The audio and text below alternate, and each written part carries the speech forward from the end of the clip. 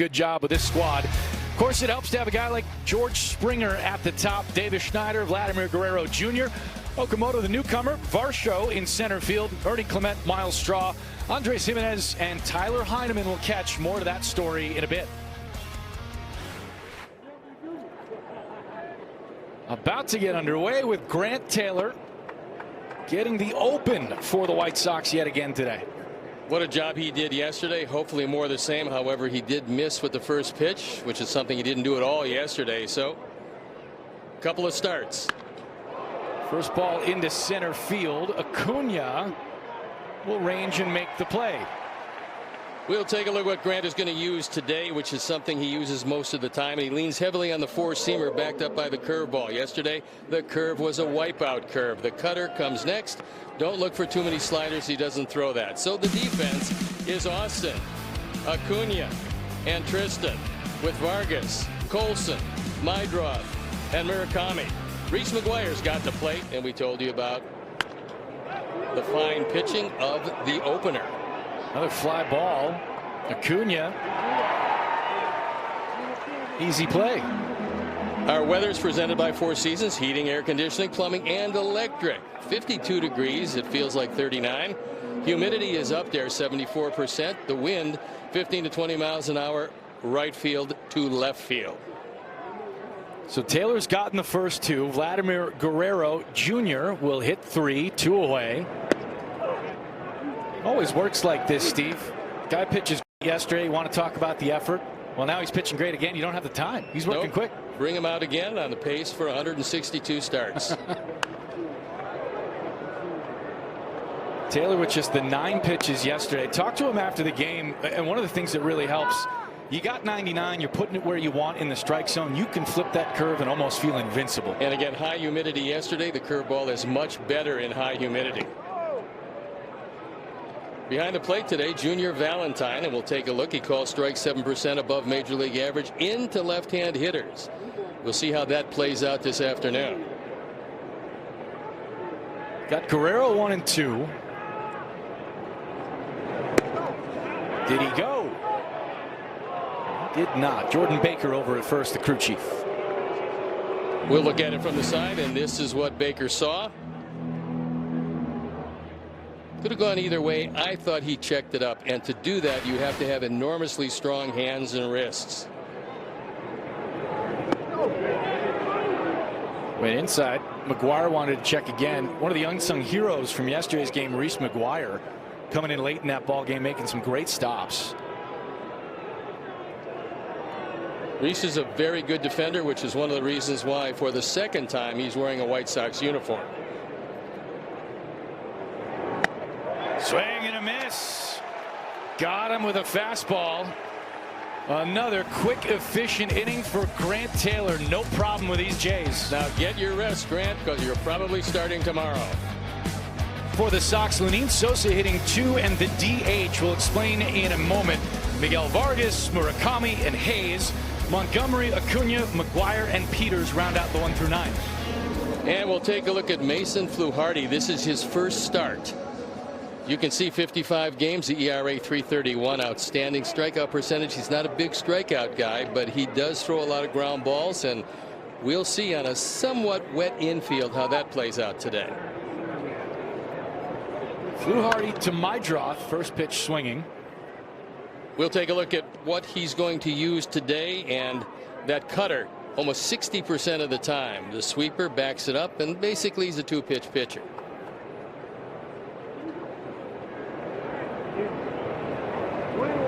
Mydroth waits for the 0-1.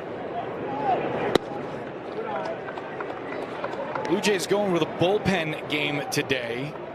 So Mydroth's job is to get deep into this at bat, make him throw a lot of pitches, much like always, but maybe more important in a bullpen game. That's a pitch that you're going to have to look at if you're a right-hand hitter, because Fluharty is going to try to throw that cutter in on your hands. You have a tendency then to pull it. That means the left side of the infield is going to be very busy.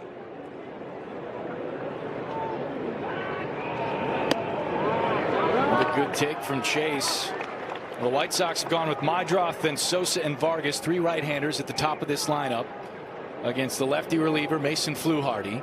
So they kind of alter their lineup a bit based on the opener that the Blue Jays are deploying today. Gave that one a ride. And we'll take a look at the defense, and this is how Schneider puts him out there today. With his namesake, Davis Schneider in left field. Then it's Varsho and Straw in the outfield. Okamoto, Jimenez, Clement, and Guerrero in the infield. Tyler Heineman's got the plate. And we told you about Fluharty. Fluharty made the roster this year for the first time on opening day. Meidroth, it's a high fly ball into left and out number 1 for the Sox in the first. It'll bring up Lenyn Sosa. He's got the DH responsibilities.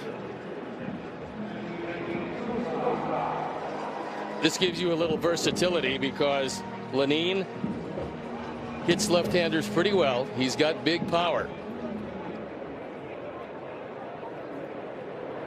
Fluharty's first outing of the year, he was hit by a comebacker twice in the same inning. Managed to stay healthy. He's in there now. That's a big thing for the Blue Jays. They're dealing with some injuries now. Yesterday, Alejandro Kirk, their catcher, went down with a fractured thumb late in the ball game. And this bullpen game today for the Blue Jays was Cody Ponce has an ACL injury. It may cost him quite a bit of time. ACLs normally do. Yeah, I would think that that would be a tough situation to come back from anytime soon. He was taken out of his first start, and that does hurt the Blue Jays. Big cut at the 1-1 from Sosa. Now you're behind. You can't exactly look for something middle in. Fluharty likes to stay there to the right-hand hitters. But at 1-2, you got to make some contact. You have to protect and maybe take it the other way if he stays away. Sosa's in a challenging spot this year, too. He's got to fight for some playing time. Earned a lot of it last year, being one of the White Sox more reliable hitters. Led the team in homers. Anytime you do that, you got to figure you're going to get your at-bats, and that's a challenge for Will, is finding him the at-bats. Stays alive on a 1-2.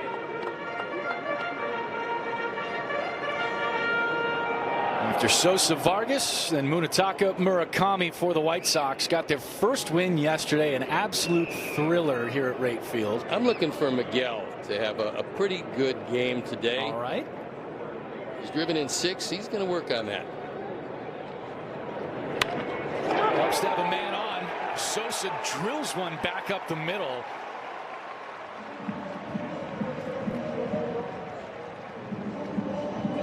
Time for our lines to watch, presented by Circus Sports. Sports betting the way it should be. We check out the odds for White Sox home run hitters today. Murakami at +470, Montgomery +490, your guy Vargas +570, and Andrew Benintendi at +675. I think Vargas is the value play. +570.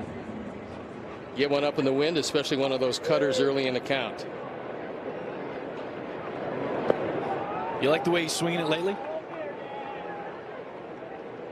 To me, it looks like he's not quite where he wants to be. He wants to make contact consistently, but the big improvement, he's played a really nice third base, and I believe he's going to hit, and I think he's going to drive in a lot of runs this year. Vargas swings and it's one deep to left on a line. It'll hop the wall. Sosa stayed up a little bit around second base. Will motor into third, and Miguel Vargas gives the White Sox a runners in scoring position opportunity early. I think it's a big matchup for Vargas, and he drives this ball hard and pulls it.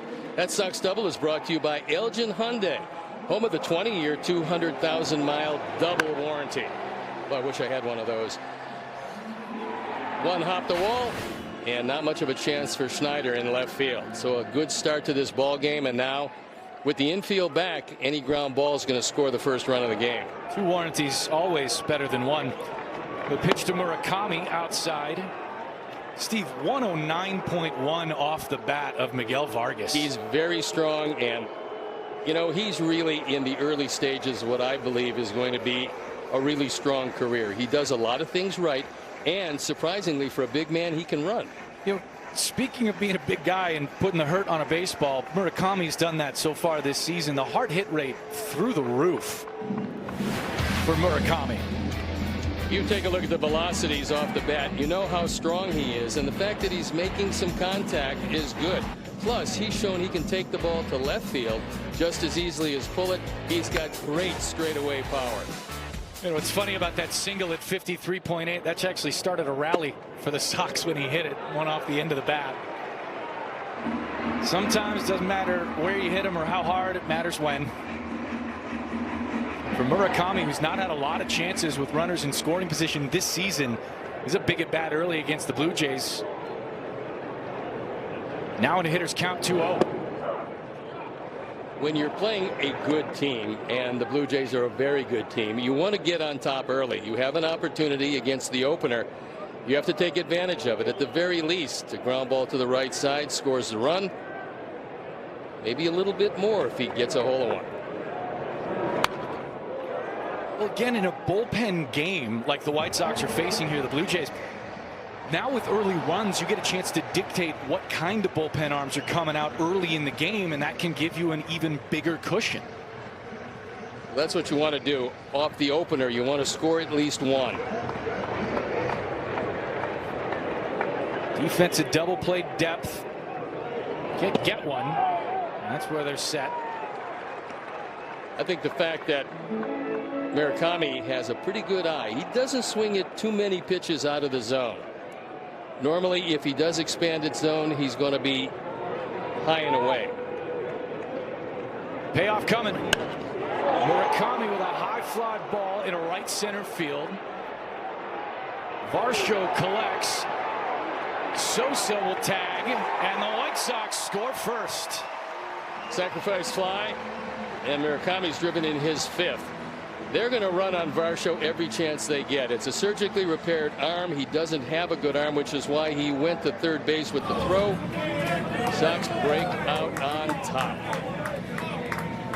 Sosa, Vargas, and Murakami with a three-man weave to score the White Sox first run of the ball game. Austin Hayes to hit. That's why you stack three right-handers at the top. You also have to be very careful. We saw yesterday that the Blue Jays are one of the best teams around at picking guys off base. They'll send Hayes to first with an intentional walk. They want to get the left-on-left matchup against Tolson Montgomery. That Sox walk is presented by IDOT. Stop for pedestrians. It's not a game. Colson had an early hit left on left to start his season off.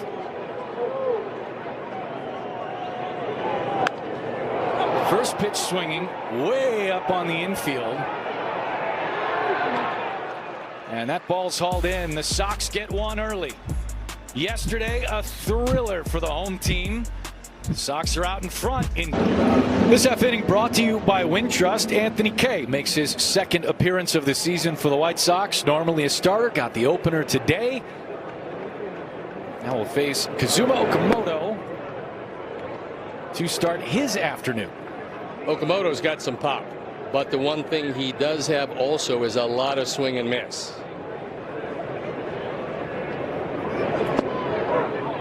One of a lot of offseason signings for the Blue Jays. They spent a lot of money on Dylan Cease. Okamoto got a big deal. This team is really chasing a World Series after getting oh so close against the Dodgers last fall.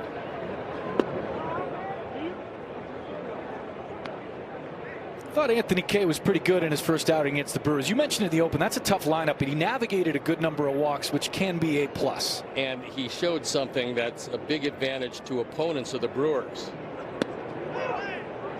And what he showed was better to start the lefty, because when you start a righty, you not only have 6 left-hand hitters, but you have some guys who can really run. And with a righty pitcher as opposed to a lefty, they will get a little bigger lead and try to run you out of the park, which we saw. 2-2 from Kay. Blue Jays are a pretty right-handed lineup.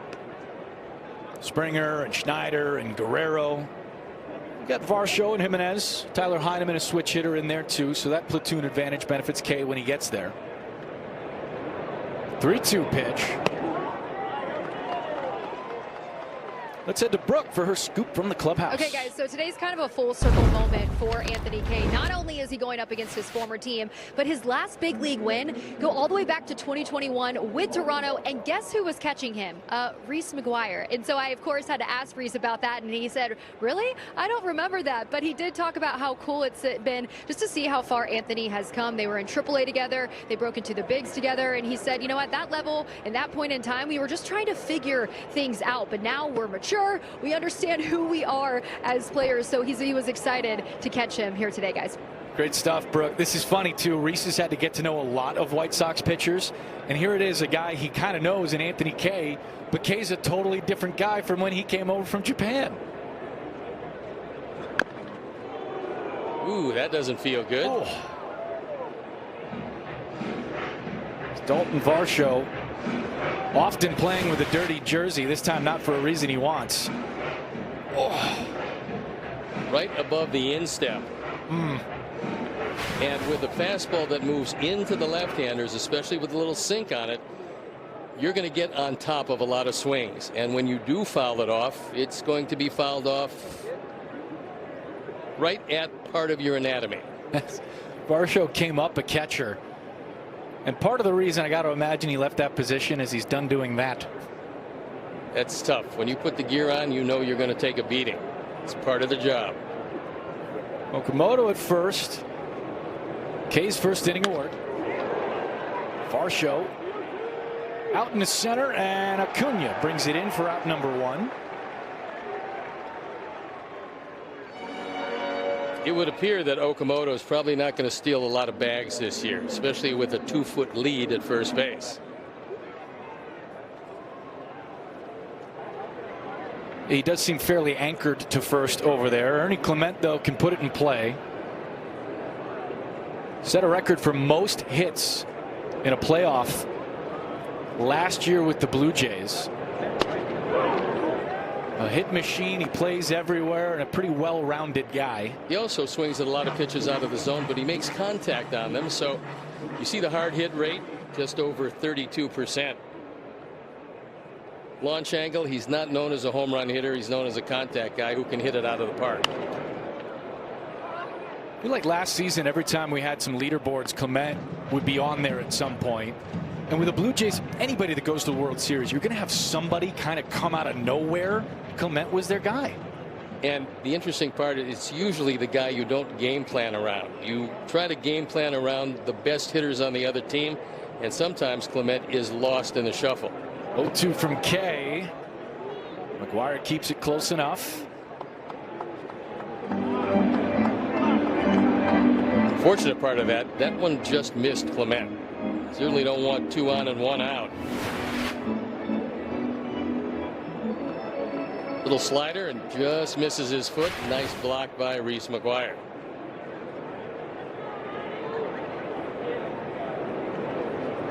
Blue Jays with a right-hander getting loose in the pen for later.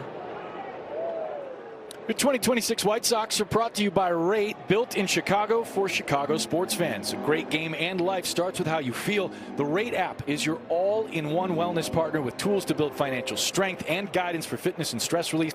Hit a home run and manage finances and well-being in one place. Download the Rate app today. The second half of that's coming up, by the way. I was just settling in.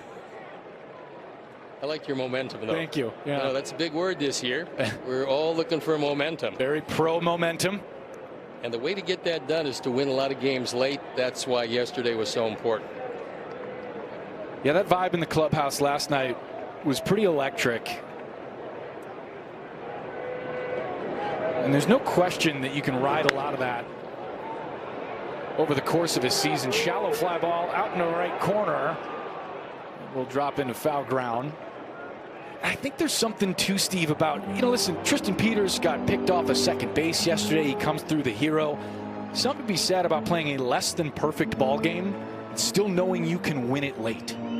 That's really the nature of this game. There's a lot of opportunities for redemption. You make a mistake early, you win one late, and for Peters, regardless of getting picked off, he leaves with an unbelievably good feeling, having won the opener with a base hit.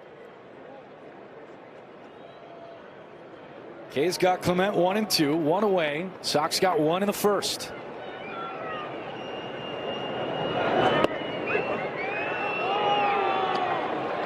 Inside, it makes it 2 and 2. Showing you where that one was. And at 95, a little extra velocity for K than where he was at with the Blue Jays some years ago.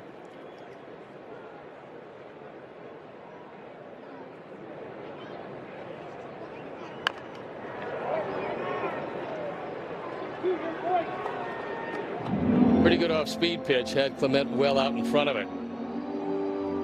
K throws a lot of ground balls. He's looking for one here, although today the Blue Jays have been hitting the ball in the air.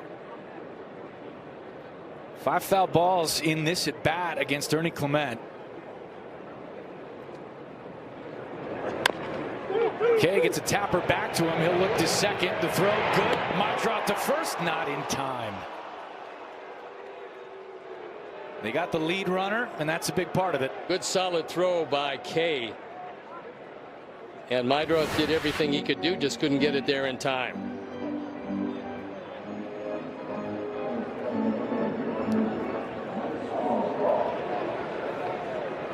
We saw earlier in the year already, Shane Smith had a tapper back to him.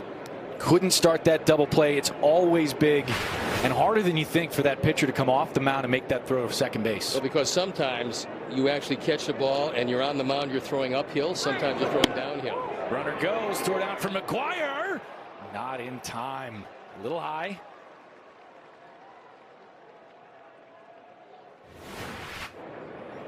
We'll watch it again, and that's one thing the Sox cannot do this year, and that's allow a running lead at first.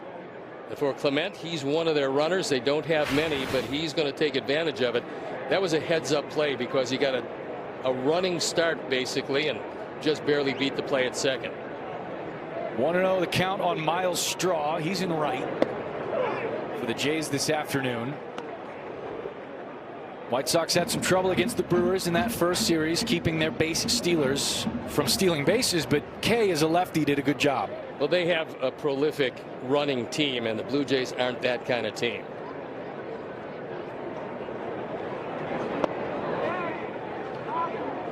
Looked like Straw was trying to shorten up and maybe lay down a bunt.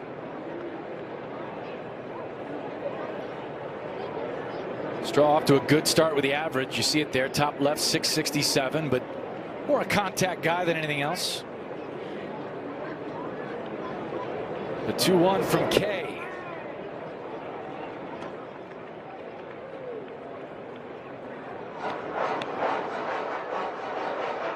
Straw, then Jimenez and Heineman, bottom portion of the order. And that's the idea with the opener. K's third time through, you would hope. Comes against the bottom part of this Blue Jays lineup. 3-1 kick. Drilled and caught. Vargas stabbed it. K gets through the inning. White Sox lead 1-0. SN.com, Chicago Sports Network. Full stream ahead. Lazaro Estrada, the second man to work for the Blue Jays. They're in a bullpen game. Luis Angel Acuna leads off the inning for the White Sox. And there is a look at Estrada. Last season, just a couple of games, the ERA a little higher than he would like, but it's a small sample size. Ground ball to short.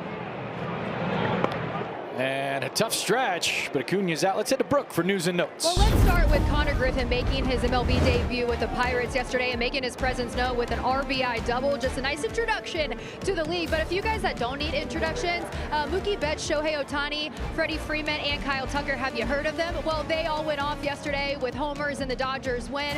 You know, they can get dangerous when they get going. And some injury updates for you. Cade Horton left the Cubs game yesterday with some forearm discomfort. Also, Juan Soto dealing with some left calf tightness. I know it's early, guys, but something to monitor, especially with those guys. They're crucial to those teams' success. You hope, and you know you're going to have your injuries. You just have to hope it's not the guys you really depend on. And there's a couple of guys there that their respective teams really depend on. McGuire behind in an 0-2 spot against Estrada.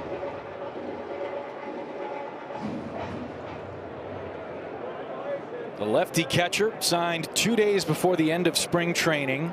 to platoon alongside Edgar Caro to start the season as we wait for Kyle Teal to bounce back from a hamstring injury he suffered in the World Baseball Classic. Reports are pretty good. He seems to be healing well, and it's just a matter of time till he is back with the ball club. 0-2 to Reese. Popped up left side. Long run for Okamoto, and this will drop into the well and into the seats.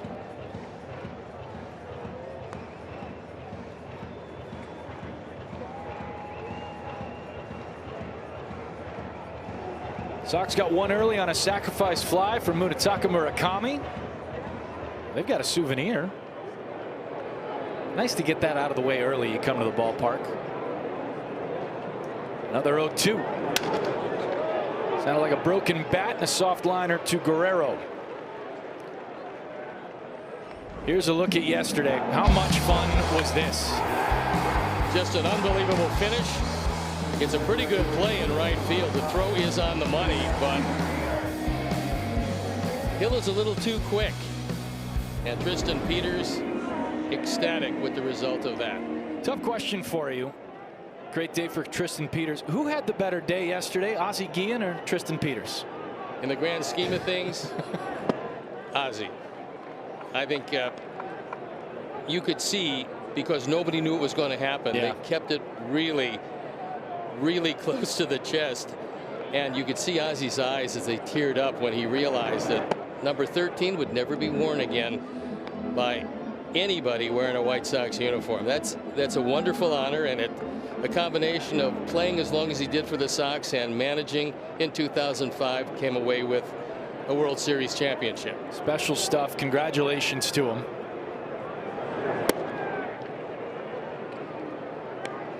Peters found himself in the middle of the dog pile out in right field yesterday. He was being lifted by the jersey 7 or 8 feet off the ground, he said it felt like.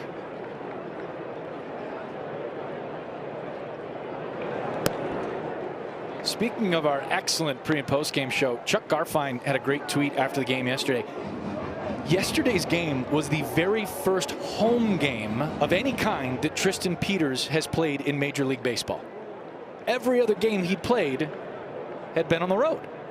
Well, being a road specialist, it kind of limits your productivity, but it's nice to see he can hit at home. I thought you were going to go with Road Scholar. Tristan's a smart guy. 2-2. Estrada was halfway to the dugout on that one. Yeah, and it's borderline. Looks like it had a piece of the strike zone. Tyler Heineman, the catcher for the Blue Jays. Of course, Estrada can challenge that on his own. Pitcher, catcher, and batter all eligible to activate the ABS system. 3-2. Swing and a miss. Peters goes down.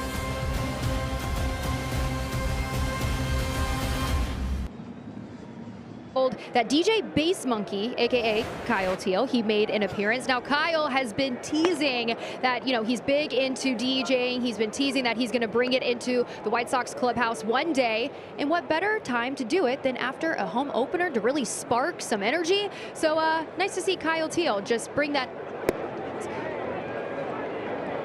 Gotta love it. Gotta love the energy. Teal and Mike Vassell, two guys on the IL right now that really bring a lot to the clubhouse, regardless of whether they're playing. There is no doubt. Levity and energy. Jimenez hits a grounder to first. Murakami will underhand. Kay taps the bag, and this half inning is brought to you by Hyundai. Murakami did a nice job, because what the first baseman wants to do is show the baseball to the pitcher as he comes across. Then most pitchers would just as soon hit the inside part of the bag with their right foot. But if the first baseman shows it to you, you know where the ball is going. Now watch it here. Puts it down, shows him the baseball, knows exactly where he's going to get it, and a nice 3-1 out. Tyler Heineman. He did the catching late in the ball game yesterday when Kirk got hit in the glove. Alejandro Kirk, and fractured a thumb. He came out of the game almost instantly. And it was not only a fracture, but it was a dislocation, and there it is, and Kirk knew immediately. And Hayes got just a little piece of it, redirected the baseball, so instead of catching it in the pocket, he caught it off the thumb, and he's going to be lost for a while. That's a big piece of this offense. Only Cal Raleigh had a higher wins above replacement season last year at the catching spot. And Kirk was the only qualified catcher in Major League Baseball to be top 5 in weighted runs created plus and fielding run value. He can hit, he can field, he can do it all. Well, it shows you how important he is to the team, because he's one of the great blockers of anything in the dirt. He throws well enough. The pop time is good, and he does a lot of things right behind the plate, but he will be lost for a while. 3-1 from Kay. Ground ball to the left side. Vargas makes a good throw over. Means a lot's on George Springer now. I found this stat earlier and had heard it on a podcast. There were only 3 35 years or older with an above 2 wins above replacement last season. Well, it does show you that it is a young man's game, and when you get young players, not only is it cost effective, but they hang around a little bit longer. That's one of the reasons why you're an endangered species when you're in the 34, 35-year-old range. But if you get there, you're normally a really good player. Otherwise, you'd be doing something else a while ago. Well, there's plenty of guys who, I think of Andrew McCutcheon maybe, who's obviously won an MVP, DH for a little bit with the Pirates, now still moving around, but it's tougher and tougher, it seems, for those older players to get part-time opportunities because of the issues you put out there. Well, not only are they normally less durable, but usually you make a great deal of money, which the youngsters can't really claim. And in this game, you earn your salary by performance. And if you can hang around a while, you're going to make pretty decent money, but then it makes it difficult toward the end of your contract. Springer with a high fly ball, shallow left center. Hayes and Acuna. It'll be Acuna to range back and make the catch. Sean Burke was excellent yesterday against the Blue Jays. He'll join Brooke Fletcher on the mic when we come back. Outing in the home opener yesterday.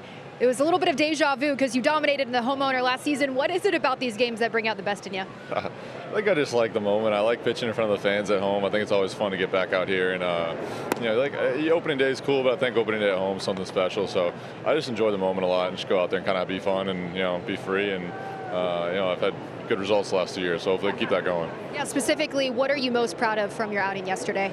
I think just the way I was able to kind of stay on the attack with guys. This is a really good lineup. Obviously, it doesn't strike out too much, and I know when they are able to get into their favorable counts, when they start to do damage. So that was kind of just the main focus, was just making sure I was ahead of these guys, and when I got ahead of those guys, not letting them back in the counts. I know that was something that you've been working on since spring. How did the fastball really help you get ahead of the counts? Good. I thought the command of it was good. Just mixing up between the 4 and the sinker, and kind of just keeping them off balance. I think that they were trying to get on the fastball, obviously, and when I'm mixing up the sinker and the 4-seam, it just kind of doesn't let them sit on one pitch. And your last 2 outings, the lineup, they've been jumping on you a little early, but you've been able to settle in. Just what does that say just about your growth from last year to this year? Yeah, I think it's just part of the learning curve. I think that you obviously kind of do it at each level and learn how to adapt, but I think at the big league level it's obviously a little bit tougher. So just having another year under my belt and understanding how to handle those situations and how to kind of slow things down when they get out to a good start. Grant Taylor, another efficient start here today. When he pitches like that, what does that do for you and your pitching staff? It makes it easy for us. Just to kind of follow that up. It's 100 from the right side, like it's power stuff, and easy for me to come in and have a clean inning in between there and be able to time it up and everything. So he's doing his thing. Honestly, I don't know how many pitches he threw today. He might be back in there tomorrow again. Okay, so before I came to you, Mike Vassell, before I came to you, we were talking about DJ Base Monkey. I know you were taking DJ lessons from him last year. Give us 1 to 10. How good was he yesterday in the clubhouse? I'd give him a 8.5. He's good. I think he can play a little longer. I was also doing some stuff. I was in and out of the clubhouse, so I didn't hear the entire thing. But I think I've heard just with us at the house, like hanging out, he's got some good stuff he can bring out. Okay, it's coming back, right? Yeah, it's coming back, 100%. Yeah. Sean, thank you so much. Thank you. Guys, back to you. Tough grader, Sean Burke. You're not kidding. You got to rise to the occasion with the DJ set when Sean's around. He was fantastic yesterday. Lenine pops it up. Heineman and Guerrero over the railing, but off the netting instead. With the wind blowing toward the Blue Jays dugout, that ball just drifted, fortunately, out of play, and Lenine has another life.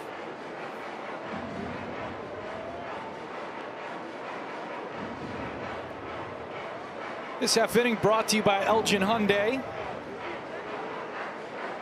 Young Blue Jays fan gets to bring home a baseball. That necklace really completes the ensemble there. Good look. Had you mentioned it, he got it out of the way early. There you go. Now he can concentrate on the concession stands. Cotton candy, a hot dog, some ice cream. Just go down the list. Lenine's got a single and a run scored. He's taken some good swings. Really good with 2 strikes last year. Had a whole pile of hits. And his single in the first was in a 2-strike count.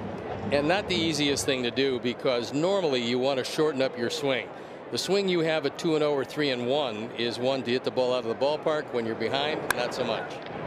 Sosa rolls one over to third. Okamoto gathers, and there's 2 away for the Sox in the third.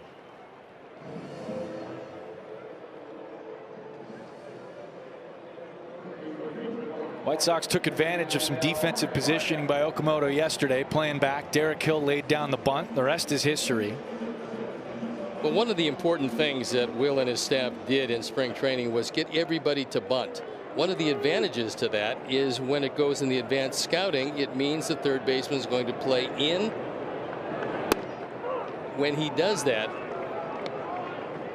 you have a lot of room to hit it by him, hit it over his head on choppers. And so I think it's a big advantage to move the defense around if they know or suspect you might be bunting. The whole idea of bunting took a big hit in the sabermetric era, and I'll raise my hand, part of that. But bunting for a hit and bunting to get advantage like you're talking about, I think really matters in this day and age where hitting for average is so impossible.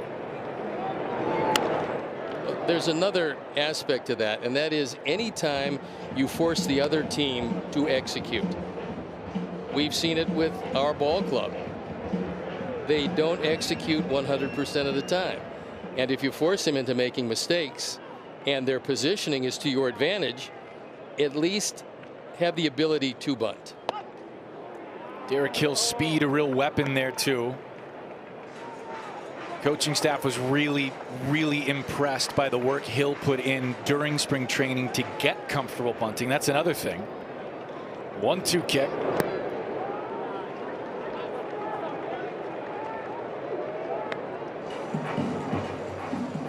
Estrada, the second man to work for the Blue Jays. Mason Fluharty opened the ball game for Toronto. It is a bullpen day.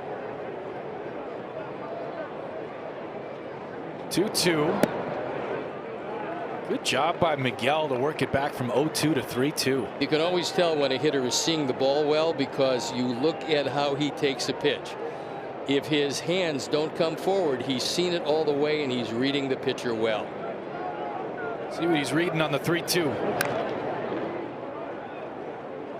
Sox fans, join us at the ballpark tomorrow as the White Sox take on the Blue Jays at 1 o'clock. 10,000 fans 21 years and older will receive a Jenks and AJ celebration bobblehead presented by Binny's Beverage Depot. To purchase tickets, visit whitesox.com/opening series. Look at that thing. It's fantastic. And leaders this season, you can see pitches per at bat. The more pitches you see, the more chance you give the pitcher to make a mistake to you. There's the mistake. Vargas takes advantage. A 2-out walk moves the lineup, and it'll bring Murakami to the plate. And as you can see, the Guardians are very patient, followed surprisingly by the Angels. The Brewers, not surprising. The Twins, surprising. The Yankees, who hit just about everything, still see over 4 pitches for at bat. The Diamondbacks right there. You know, a lot's been made about the White Sox team strikeout total early on this season. If you see more pitches, you can strike out more often. You can't strike out on 2 pitches. that will normalize, but seeing that many pitches in a plate appearance, that's the big effect. Well, you give the pitcher a chance to make a mistake. First pitch to Murakami. Checked his swing.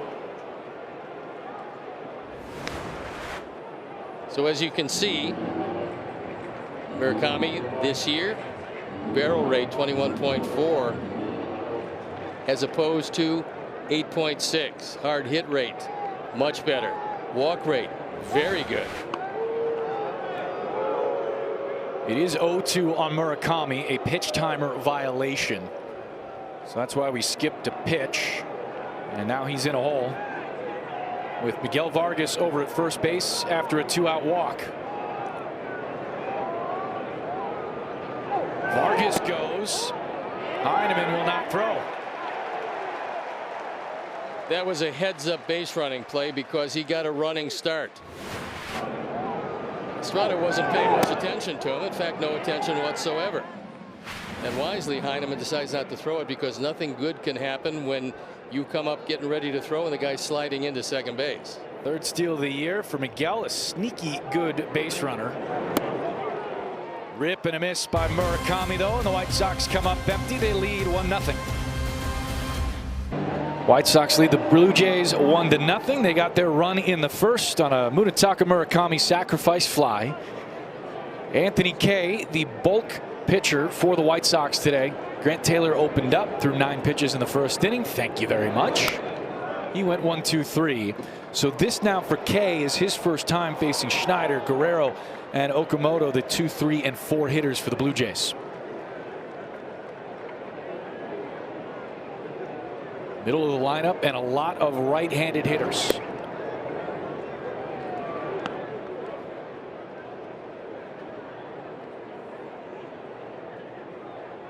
Those are pretty good numbers. 50% hard hit rate and almost 95 miles an hour exit. It's a hard hit ball through the left side for Schneider. Leadoff man aboard for the Blue Jays. Time now for the GovX Hero of the Game. White Sox and GovX are proud to honor our hero of the game. In celebration of the month of the military child and Kids Opening Day, today we pay tribute to Kids Rank, unsung hero winner and the son of 2 U.S. Army veterans, 10-year-old Joshua Darney. Schneider aboard with a single. Vladimir Guerrero Jr. will hit with a man on and nobody out. One of the reasons why Guerrero's batting average is really good is that he can take the ball to right field. So hard hit baseballs today. The Blue Jays lead by 4 on the scoreboard. They trail by 1.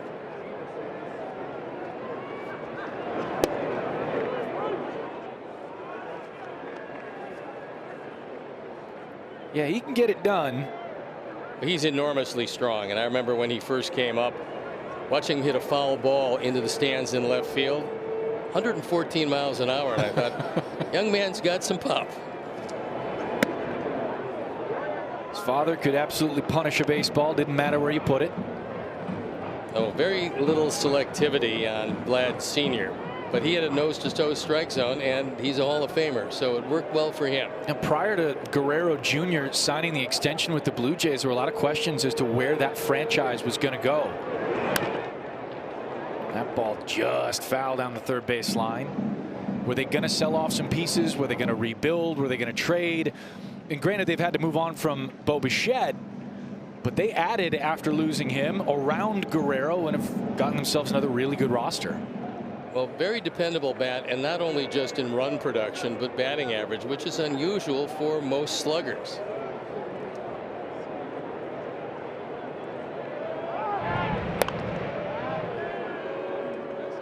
Okay, checks on Schneider, who can run.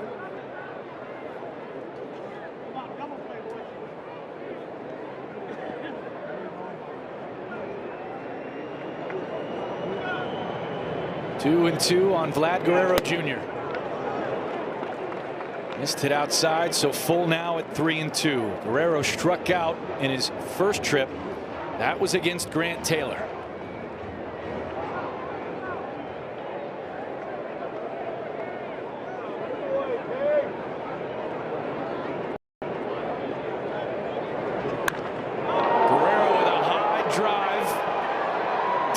left. Hayes back against the wall. It'll make the catch. Normally that's out of the ballpark, just about anywhere. But we talk about the swirling wind here.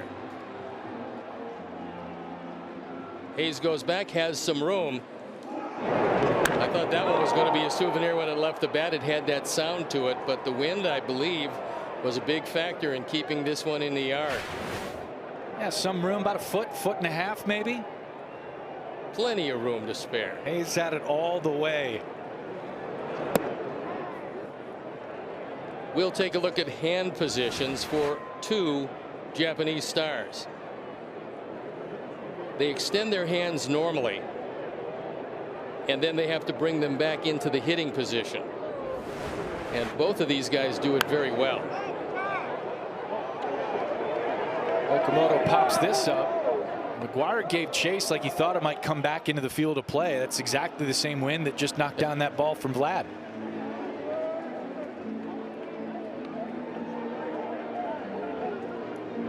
We showed you the clip in spring training of Murakami and Shohei Ohtani, teammates on Team Japan, of course, and Ohtani was giving Murakami some pointers on where hand position could be and where it moves. I would think if Ohtani gave you some advice, it's probably good to take it. Okamoto in the left, down in front of Hayes. Okay, in a little bit of trouble now against the middle of this Blue Jays lineup, but fortunately he'll get a lefty in Varsho next up. Okamoto goes down and gets it, and you watch the hand position. He was very quick to that ball, and that's one of the things that all hitters will tell you. Quick to the baseball allows you to make very solid contact consistently. Varsho 0 for 1, fly to center. 2 on for the Blue Jays here in the fourth. That ball ripped to first. Murakami can't find the handle, and everybody's safe. But one of the problems is that Mooney was thinking about 2 before he had 1. You already have an out in the inning. You have to get an out here. You see him start to turn, get ready to throw, and unfortunately didn't have the handle of the baseball. When you give really good offensive teams the 4th out in an inning, you normally have a problem. For Kay, he's thinking about a ground ball off the bat of Clement and maybe turning 2. Now Anthony Kay's got to work around the error. Bases loaded and 1 away. Ground ball does wonders. That pitch inside. Did he go? Yep. Absolutely. We'll look at it as he absolutely swung at that. He was trying to get out of the way, but he had started his swing and could not check it up. 0-1 on a contact hitter. Make it 0-2. So right now we'll take a look at the wind, and it's going to help anything to left and left center field, which is somewhat surprising because that ball off the bat of Guerrero. However, even though you can see it's not much of a factor now, it still swirls, and you can't really know exactly what it's going to be in each and every pitch. I'm right with you. I'm stunned with where that wind is directed right now, given that ball off Vlad Guerrero's bat. But you're right, that swirl matters. 0-2. Popped up on the infield. It'll be Vargas taking charge up onto the pitching mound, and out number 2. That's a big out.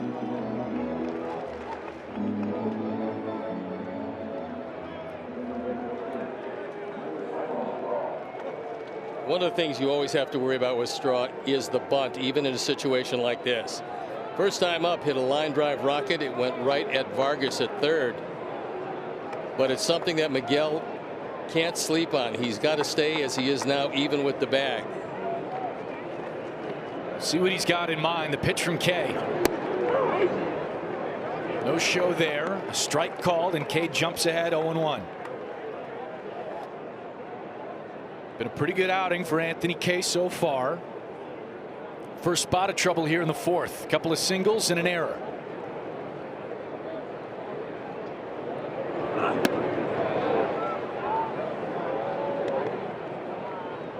If Anthony can get out of this would be a big lift for the ball club. Well, his pitch count 2 at 53 means he's got a few more innings in him, of course. And that's the idea here with him as the bulk guy. Went into the 90s the first start. Swing and a miss makes it 1-2. Good breaking ball, and Straw swung over the top. He does not pick up the spin. Looks like a pretty good slider. No contact. Kay ready, delivers. Just missed it. Couple of off speed makes it 2-2.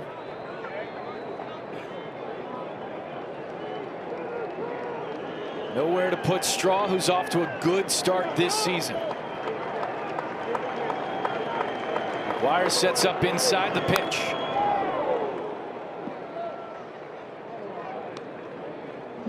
Found that one straight back off the netting on it. Montgomery is playing a straightaway shortstop. If in fact he knows what's coming, if it's a breaking ball especially, not a bad idea to maybe take a step to his right, get a little closer to Vargas. 2-2. High fly ball to left. Hayes ranges back toward the track and will make the catch. What an escape by Anthony Kay. Guerrero stays in the park, and that one almost goes out of the park. The fourth, and now leads off the bottom half of the inning for the White Sox. This half inning brought to you by Davis Law.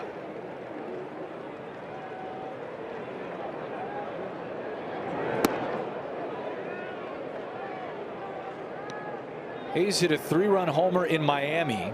He was real good at bat. He fouled back a couple of tough pitches and then rode one out into the right field corner. His base hit yesterday in the third drove in 2. So he hasn't gotten a lot of hits, but he's gotten big hits.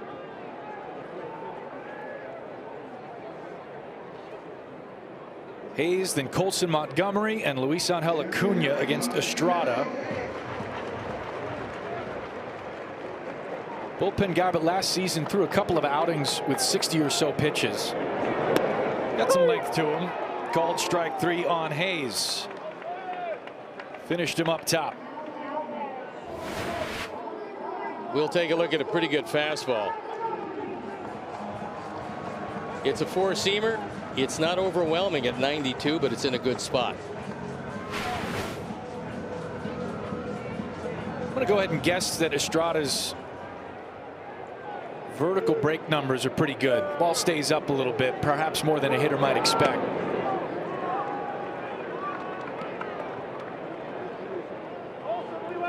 If Colson is patient here, he's going to get one to hit.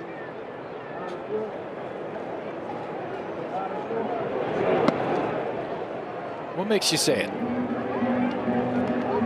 I thought the first time up he probably swung at more of a pitcher's pitch than one of his pitches, and now at 2-0 likely to get something in the zone that he can drive. 2-0 offer. Laid off outside, 3-0. I give him the 3-0 green light here, and I think Will probably will do the same. You might get a fastball if you can get one middle in, and this is where you zone hit. Get your pitch, look for it. You get anything else, take it. 3-0. It's a 4-pitch walk for Colson Montgomery.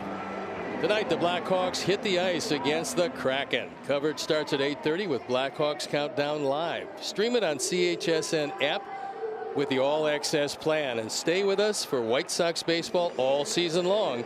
Chicago Sports Network, full stream ahead. Colson aboard, chance for the bottom 3 in the White Sox lineup to add to this 1-run lead. Luis Angel Acuna 0 for 1.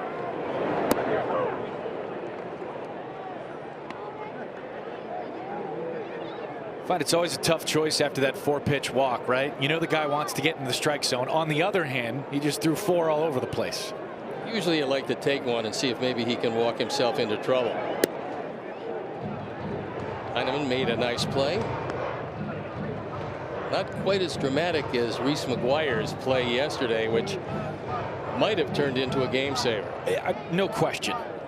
No question a game saver for Reese McGuire.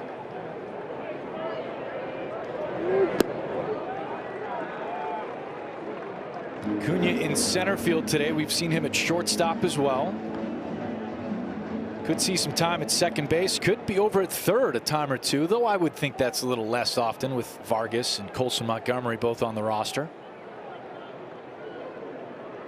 Sox really like the defensive versatility. 2-1 taken for a strike, make it 2-2.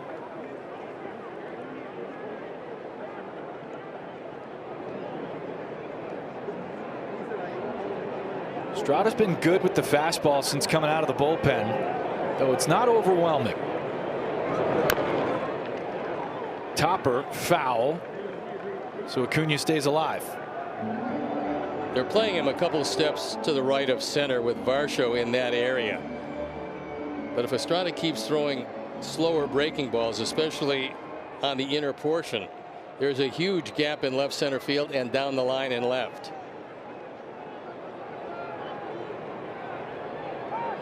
Throw over to first and Colson back. You and John talked about it yesterday, and the Blue Jays took advantage of it. They got a good pickoff game. They do, and they have it at each and every base, especially good at second base with Jimenez. One of the best defensive infielders, bar none. Acuna slashes one into right, but it held up, and Straw able to pull it in easy. 2 away. Here's one of the things to look for Reese McGuire, and I'm sure the Blue Jays are aware of this. We'll take a look where Okamoto sets up, but McGuire can bunt for a hit.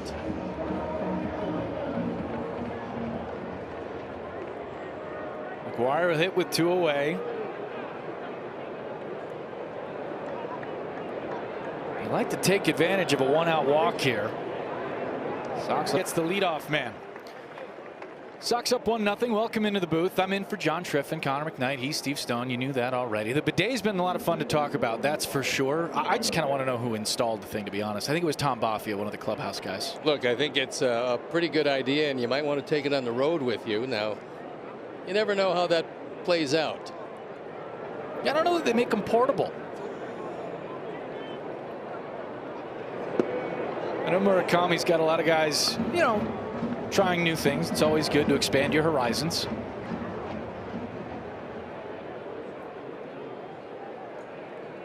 Murakami's got the RBI for the White Sox with a sac fly in the first. Hey, Miguel Vargas comes up with a hopper. The throw to first gets him. Wow, what a play by Miguel Vargas.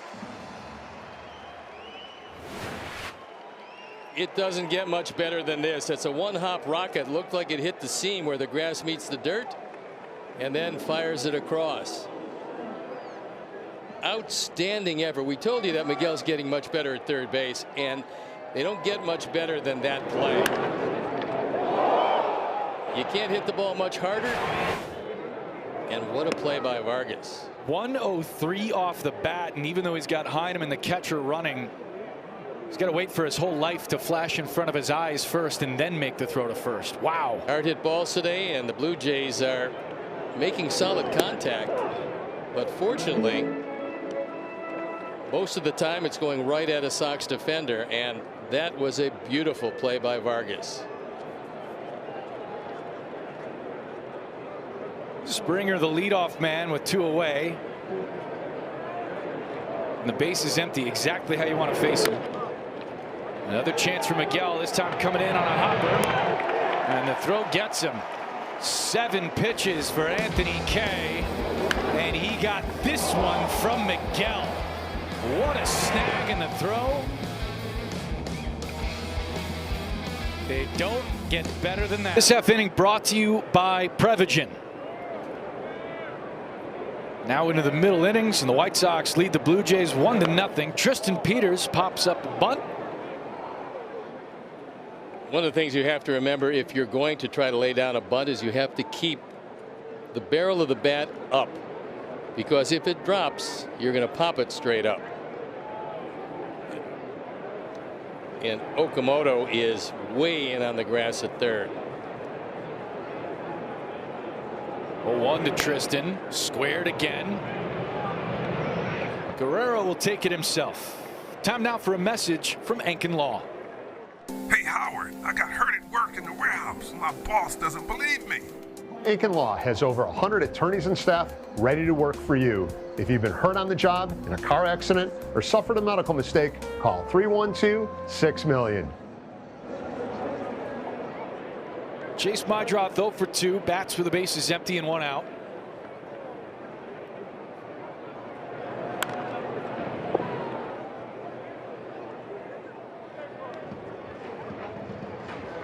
Chase has had a lot of opportunities at the top of that lineup.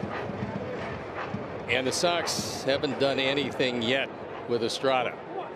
They have nary hit, although he's walked a couple of them.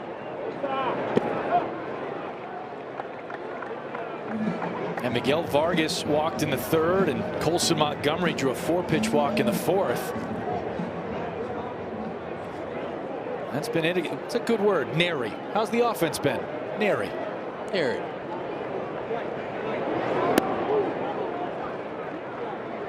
That was a good take. That pitch was close. Chase knew that it was down and out of the zone.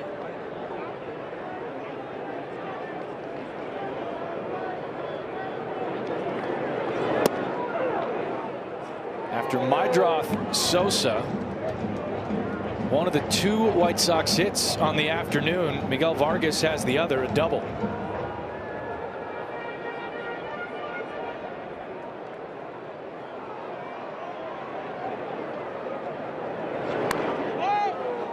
Winning close games was tough for the White Sox last year. That 1-run record, not what they were looking for, hoping to change that around.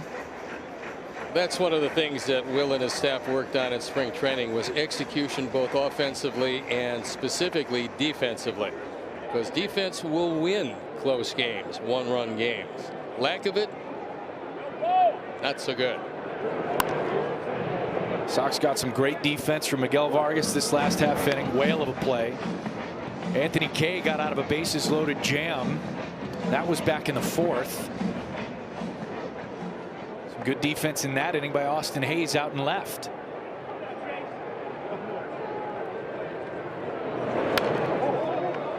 Speaking of close games, the Blue Jays last year, granted a little bit of different squad, but when they scored 3 or more, they won 88% of the time. Yeah, pretty amazing, and that shows a team that can get it done defensively. This is one of the better defensive teams in baseball. Slow ball, Meidroth cues one. It's a fair ball, and Guerrero will shovel over to Estrada for the out.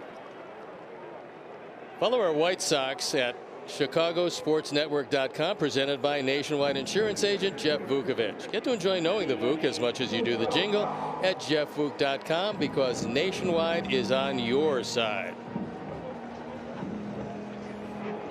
2 away for Lenine. 60 pitches now for Estrada. Blue Jays in a bullpen game, and Estrada's given him everything they could have asked for to this point.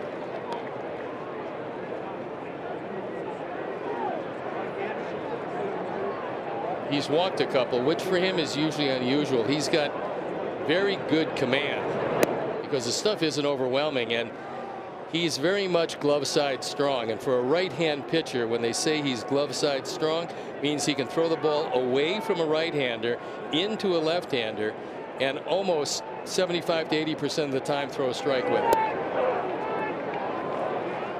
He's the guy the Blue Jays added to the roster this season when Cody Ponce suffered that ACL injury. Did not break camp with the team. That's the kind of pitcher every organization wants to have somewhere in their pitching depth, is a guy that can get a little bit of a swing guy out of that pen. So far, one of the things is look middle away. Now with 2 strikes, it's a different story because you have to protect, but early in the count, Estrada likes to go middle away. We talked about glove side strong. Sosa's such a good two-strike hitter, but do you mind a bigger swing here with 2 away in a 1-run game? Not at all. Yeah. See if Sosa lets it loose. Dropped the bat head, fouled it away. That looked like a slider that wasn't exactly where Estrada wanted it. It stayed on the inside part of the plate. And Ian will have another chance now on a 2-2 count. Here it comes. That ball hit hard, but Okamoto reaches out to grab it. And the Sox go down in order. And it's Murakami with a sac fly in the first to give the White Sox an early lead. That's all the scoring to this point. Anthony Kay has been very good through 4, a couple of hits. Hasn't struck anybody out, walked 1, got out of a tough jam. Lazaro Estrada has basically been the bulk guy for the Blue Jays in a bullpen game. 4 clean innings of work. The White Sox bats have gone quiet against Estrada. And this is right through the heart of the order for Anthony Kay. People talk about why would you use an opener. The philosophy is you don't want your starting pitcher to have to face the top of the order for the 3rd time as you're running out of pitches in your outing.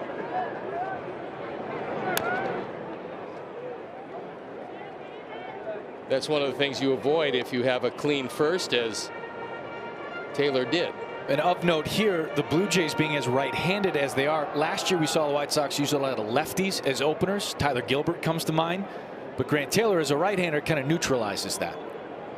Well, for the 2nd day in a row, it was a 1-2-3 first on 9 pitches. We all know the promise of Grant Taylor and what he might mean to this White Sox organization, but I don't know that I've seen him on back-to-back outings look as good.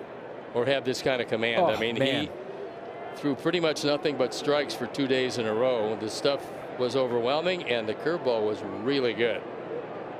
1-2 to Schneider. Kay had to wriggle out of a jam against the middle of the Blue Jays lineup in the 4th. It started with Schneider. He singled. Okamoto had a single. An error by Murakami at first, low to the bases. But Kay was able to get out of it.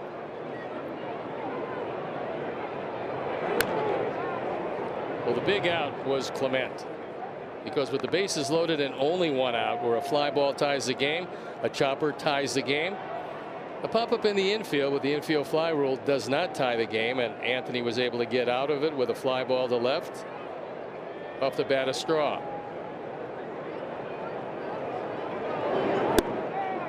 Kay missed wide with a 2-2 pitch, make it 3-2.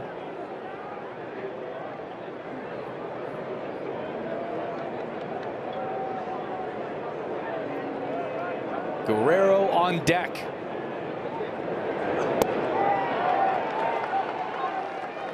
Today's game is brought to you by Marquette Bank. Marquette Bank is Chicagoland's trusted neighborhood bank and home lender. So level up your banking with Marquette Bank at emarquettebank.com. Marquette Bank, love where you bank. Schneider on for the Blue Jays to start the 6th. Can run, but not a base stealer. That's going to send the Sox bullpen to work. Guerrero Jr. hits it high and deep to left, and it is gone. First homer of the season for the Blue Jays first baseman, and it gives them a 2-1 lead in the 6th.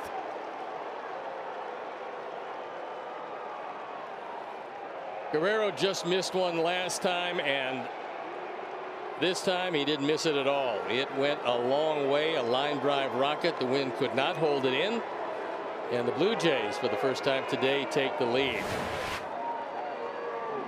First ball slider inside, and Vlad got most of it. He wants to admire that for a while, but it's a no doubt home run. 437 feet of admiration for Guerrero. A little over 108 off the bat. That's why you sign him to the big deal. 1-run ball game still. Sox very much in it. McGuire and Zach Bove, the pitching coach, out to talk things over with Kay as the Blue Jays celebrate with a suit coat in the dugout. It's not so much what Zach Bove is going to say to Anthony Kay. It's pretty much give the pen some time to get loose. Guerrero just opens up and admires that one.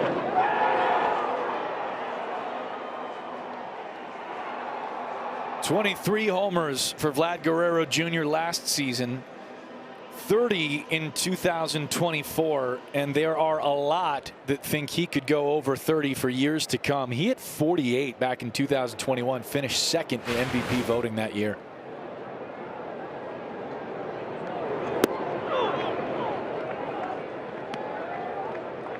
Big problem being is the leadoff walk. Otherwise it's a 1-1 game, but tough to start walking people ahead of sluggers like Guerrero. And while Kay has been able to get out of some trouble, there have been a lot of hard hit balls against the White Sox starter, who's working as the second man today, Grant Taylor having opened.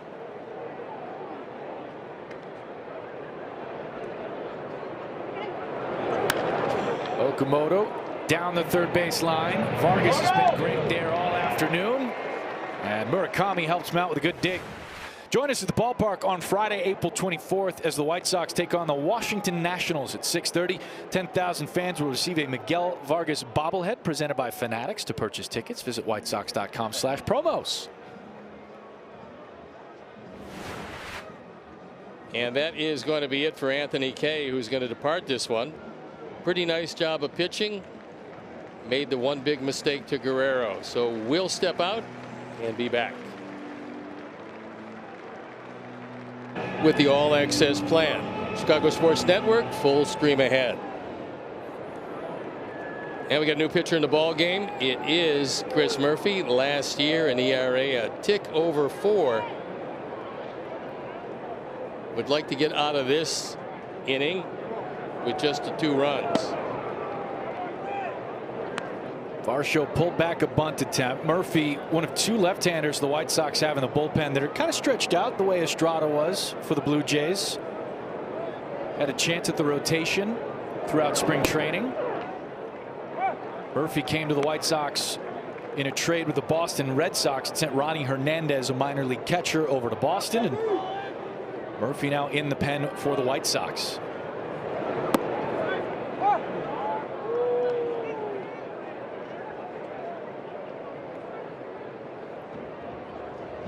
Two-1 Blue Jays after the homer by Vladimir Guerrero Jr. Monster shot in the left center field.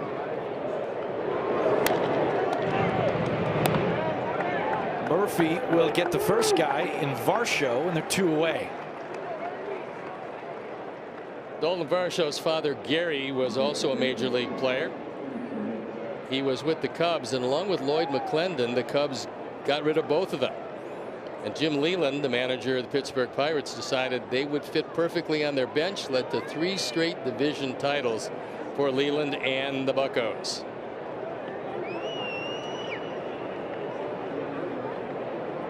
First pitch to Ernie Clement, in there for a strike. Gary Varsho was a minor league roommate of our very own Darren Jackson over on the radio side of things. How about that? Oh yeah. The stories I can't tell. Clement pops it up just into the grass. Colson waves it off and makes the catch. Munetaka Murakami has flashed power to start the season. He'll lead it off when we come back. Don't go anywhere. The 5th, Miguel Vargas was up to this challenge, a rocket. One of the better plays you're going to see this year. And he's able to right himself and get it across. So we'll take a look at StatCast 3D, and almost 85 miles an hour on the arm strength. Gets it across in plenty of time. StatCast 3D powered by Google Cloud. Miguel Vargas to hit. After that, Murakami. Brendan Little, the new pitcher for the Blue Jays. Last season, 79 games and a fine 3.36 ERA.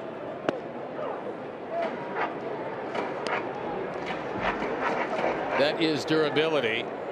And left-hander out of your bullpen that can go to the mound that many times and stay healthy is very desirable. Last guy with a hit for the White Sox was Miguel Vargas. This one splits the gap in left center field. Vargas motoring, heads to second. The throw off the mark. And a leadoff two-bagger for Vargas. Double walk, double, and a stolen base. So Miguel having a big day today. He gets the left-hander he wants, gets that fastball inside. And we told you they're going to run on Varsho every chance they get. Watch out of the box. That's the game plan, and he is busting it out of the box. Makes it into second base easily, and that represents the tying run. Murakami with a man in scoring position. There was a series last year in Houston where Miguel Vargas had a couple of extra base hits, a triple, a steal or two. He kind of said that as he starts running the bases well and gets those opportunities, he kind of gets more aggressive, feels that momentum going a little bit. Murakami into center. Back goes Varsho. This ball is gone. Murakami with his first home run in front of White Sox fans here at Wright Field. A two-run shot that gives him the lead. The White Sox don't care what Murakami hits. They care how many runs he's going to drive in. If it's on home runs, so be it. That's his fourth. He's driven in 6, and that was a line drive rocket straight away center field. Sox have the lead, and how about that? Every RBI today for the White Sox belongs to Murakami. The sacrifice fly in the first and the two-run homer here in the 6th. What a homer. Dead center. Lead it off with a double. Homer after, extra base power all over the place. Well, there's no doubt when he hits them, they get out pretty quickly. That was 111.1 miles an hour exit velocity. Gives you an idea how strong he is. We'll go back to the home run and watch it again. Lefty, lefty. Oh my. 94 inside. It went out a lot faster. And it didn't have time to sink. It was hit that hard and just kept on going. Perfect swing and big exit velocity as he puts the Sox ahead. That's right about the same location as the fastballs he's hit for homers is all his other 3 homers. This one just explodes off the bat and disappears into center field. Colson skies one left side. Okamoto battles the tarp. That's wins. Tough matchup. He's very fortunate to be walking away from that one. No joke. We'll take another look at it. He knows where he is, but decides to go up and over. Tarp, net, fan. Well, maybe a little over aggressive on that one. Well, they did put up the net to protect the fans of line drives and apparently flying third baseman. Yeah, we're flying Derek Jeters.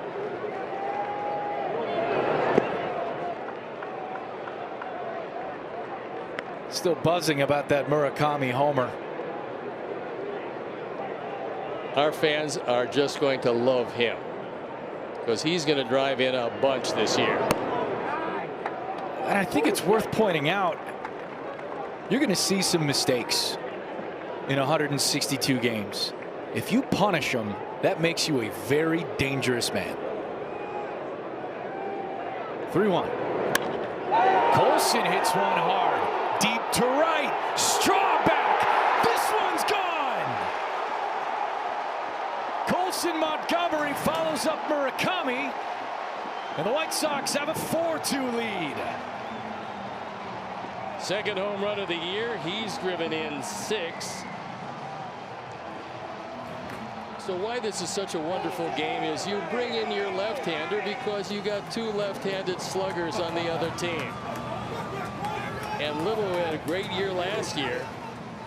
Did not mystify the 2 left-handers who both took it out of the ballpark, and Sox have a 2-run lead. A couple of lefties getting it done for the White Sox. They lead 4-2.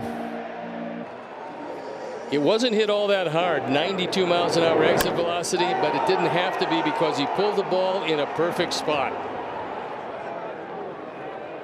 And the dugout loves it. Mooney thinks that's real good, as you would expect. And the new pitcher is Tommy Nance. Last season in 30 games, the ERA 3.88. Ground ball percentage at 52.3. That's really good. 0-1 to Acuna. 5 hits for the White Sox today, 4 of them extra base hits. A couple of doubles from Miguel Vargas and 2 homers, 1 from Murakami and 1 from Colson Montgomery. Will Venable love slugging percentage as much as that next guy. Well, this White Sox team is going to hit home runs. I think one of the big goals in the offseason was to add some power. Mooney certainly does that a little bit. Acuna will give you some power. There's no doubt about that. Steve, you pointed it out after Colson went yard. 2 lefties going deep against the lefty reliever. Brendan Little allowed 2 homers all of last year, and only 1 of them to left-handed hitters. Well, you said something really interesting about mistakes. There's not many guys in this league going to hit the really good slider or really good curveball. We'll take a look at this challenge. ABS powered by T-Mobile. Just did catch the corner. Toronto has 2 challenges remaining. So Acuna set down on strikes. Toronto keeps both challenges, and there you get a look at the percentages. Overturned by fielders, and that's catchers who have probably the best look at it. But nobody's going to hit the real good curve or slider. But if you can hit mistakes, you're going to drive in a whole lot of runs. And if you've got the power of Murakami, you're going to hit a lot of home runs. And that'll be the key, because pitchers, they make mistakes. If they could throw the ball where they wanted to each and every time, there'd be very few hits in this game. All you have to do is hit the mistakes. It's easier said than done, because these pitchers in this era are really good. We hear it all over the league, Steve. My best stuff as a pitcher is gonna beat you, right? And a fastball over the heart is anything but your best stuff. No, the pitcher's best stuff normally will always beat the hitter. And as a testament to that, this is one of the few endeavors where if you're successful 30% of the time, you live in an enormous house, drive a big car, and eat at really fancy places. Yes, you do.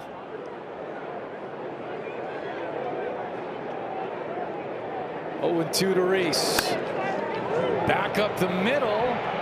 Gloved. Bounced. And McGuire set down, but the White Sox get 3 in the inning. Murakami lifts off to deep center field. His first homer at right field. And Colson Montgomery got 1. It's in the inning. 3 runs for the White Sox. Murakami deep. Colson Montgomery 2. That's a great characteristic for any baseball team. You give up the lead and get it right back. Murphy can't get to first. Miles Straw lays down a bunt, and the Blue Jays attack with small ball. They get the leadoff man on here in the top of the 7th.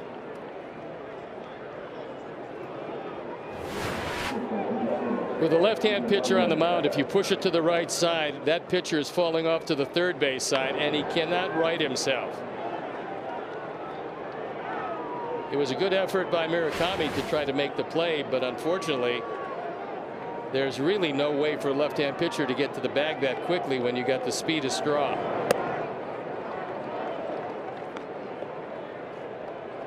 That speed still dangerous over there at first base. Straw can take a bag.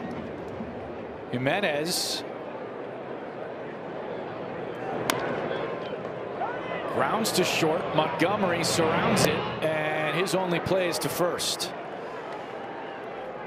Are you ready for your winning moment? Find it at Wind Creek, Chicago Southland, where the action never stops. Play the hottest table games, enjoy the newest slots, and celebrate big jackpots at Wind Creek. There's a win waiting for you around every corner. Heineman is the guy that hit that rocket to Vargas in the 5th inning. So he's grounded to third base twice. The second of which is not exactly a ground out. No. This one, a hot shot past Murakami at first. It'll get into right. Peters hustles it in. And the Blue Jays will have first and third with one away.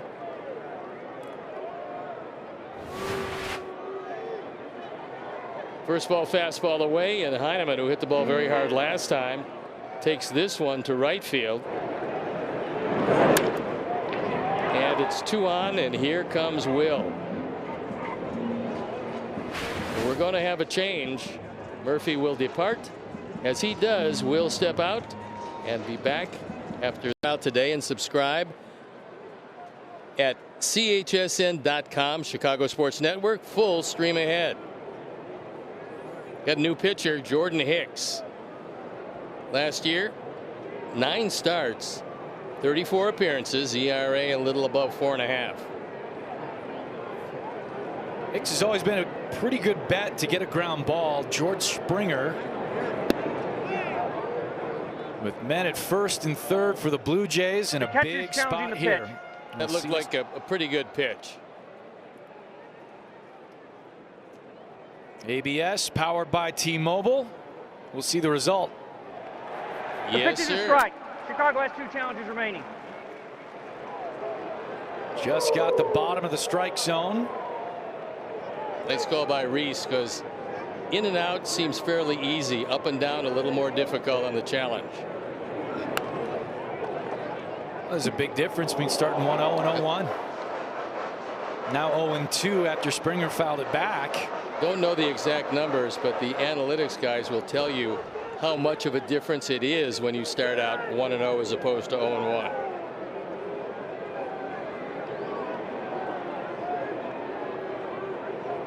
Hicks is 0-2 in, and that may buy him some real estate against Springer on the outer half. One thing you have to be careful if you do call a slider here. Reese McGuire, who's pretty good at blocking, has got to smother anything.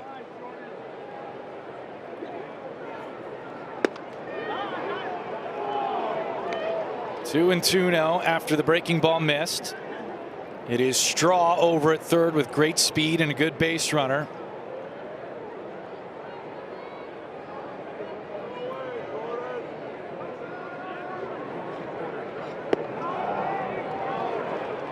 From 0-2 to 3-2.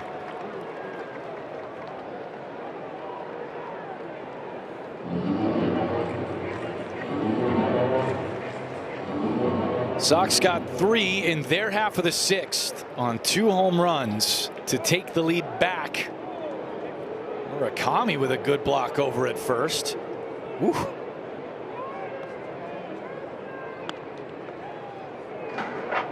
Not sure you're worried that much about Heineman stealing a base.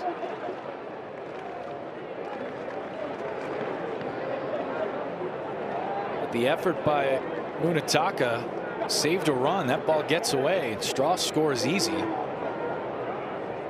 3-2. Springer rolls it to third and foul. We'll take a look at maybe a non-advisable pickoff attempt.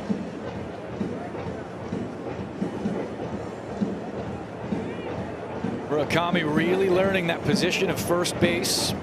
He had played some over in NPB. but has been tasked with that spot quite a bit here for the White Sox. Third baseman moving over to the other side. 3-2. Score big on authentic gear at MLBshop.com. From official jerseys and memorabilia to hats and hoodies, we've got the season covered. Visit MLBshop.com/White Sox, the official source for your Chicago White Sox gear. Sox faced a big threat in the fourth inning. Blue Jays had the bases loaded. They got out of it. Another big spot here with one away. Up and in, and it loads the bases. A walk to George Springer.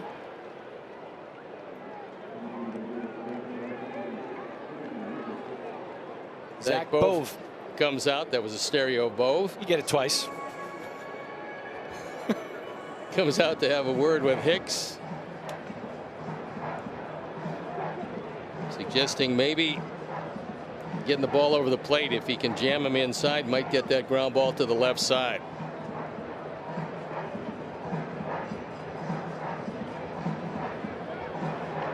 This will be a pinch hitter, Nathan Lukes, to hit for Schneider in the 2 spot. Bases loaded. First pitch up in the air, right field. Peters underneath. He'll make the catch. Straw tagging from third. A little stumble. Murakami cuts it to throw to third. In time, they got him. The run did score, though. Junior Valentine saying he scored before the play at third. And they're going to want to take a look at it, I think. We'll hold up and make sure the run does score. Peters to Murakami to cut down the runner. Get to know him better with some Know Your Sox. I asked who his favorite player was growing up, and he said Kevin Pillar. Grew up in Canada, watching him. He just loved the way that he played. I asked if you could travel anywhere, where would it be? He said Bora Bora. That sounds nice. And if he could have any superpower, what would it be? And he said, I would want to fly. I think that's a pretty good one. We'll see what he does here, guys, at the plate. Tristan Peters can kind of fly. He's incredibly fast. I'm with him on Bora Bora. That does sound nice. Though it's a beautiful day here at the ballpark. It'd also be a beautiful time for the Sox to come back and get at least one. Changes defensively. Miles Straw moves to left field. Nathan Lukes moves to right field.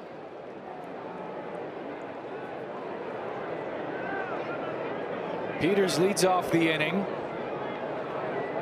Tommy Nance, the right-hander, deals his first pitch. Peters takes wide. One of the big problems with that base running play is you leave Guerrero in the on-deck circle, and I'm not sure why in the world you would want to run from second to third on that. But fortunately, the Blue Jays ran themselves out of the inning. Peters pulls one down the right field side and foul. Sox fans, bring your pup to the ballpark on Monday, April 27th for Dog Day, sponsored by Tito's Handmade Vodka. Grab a seat in the outfield, watch the White Sox take on the Angels at 6:30. Limited availability. These go fast. To purchase tickets, visit whitesox.com/promos.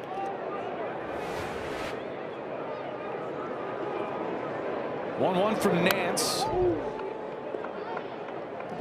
Going back to your point about the base running from the Blue Jays, it is pretty tough to believe that you'd run yourself out of an inning with Guerrero coming up, but credit the White Sox for connecting on a relay play. And nice play by Mooney, cutting it off and then going to third base.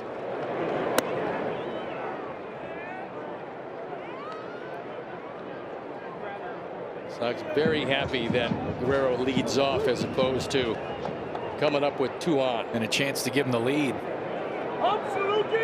Just talking about Murakami learning first base. That's a big part of that position. Peters with a high fly ball in a right field. Lucas over to the line, and he'll make the catch. There is the famous first base is easy exchange in the Money movie ball, right? Ron Washington says it's incredibly hard. And it is. There's a lot of cutoffs and relays, the footwork over at the bag. There's so much more to that position than just standing there and bodying up a baseball from a left-hander. And if you're not a lifelong first baseman, there is a lot of responsibilities you have.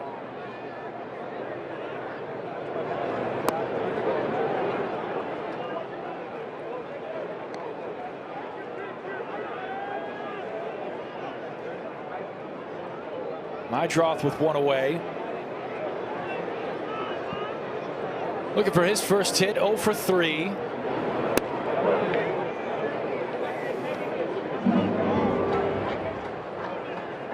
He's seen a lot of pitches in on the hands, it feels like, in the early going this year. You'll see more in cold weather country. That one in on the hands, popped up right side.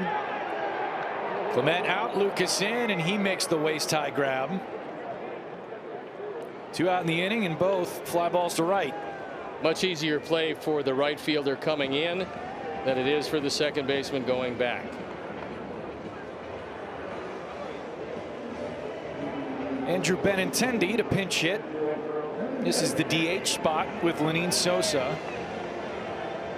And this is becoming a really familiar thing for the White Sox, and the way their lineup kind of stacks up. You kind of have to think of that DH spot for them as where they want to deploy their platoon advantage. And this is not a bad idea. Benny with the opportunity, and you're coming up with 2 outs and nobody on. You're only thinking one thing: get a pitch and drive it, get it up in the air to right field. So Pete Walker has had his say. He goes back and leaves it up to Benny. Colson hooked one over the field, over the fence and right earlier in the ball game. Benintendi with a big hack on the first pitch. 0-1.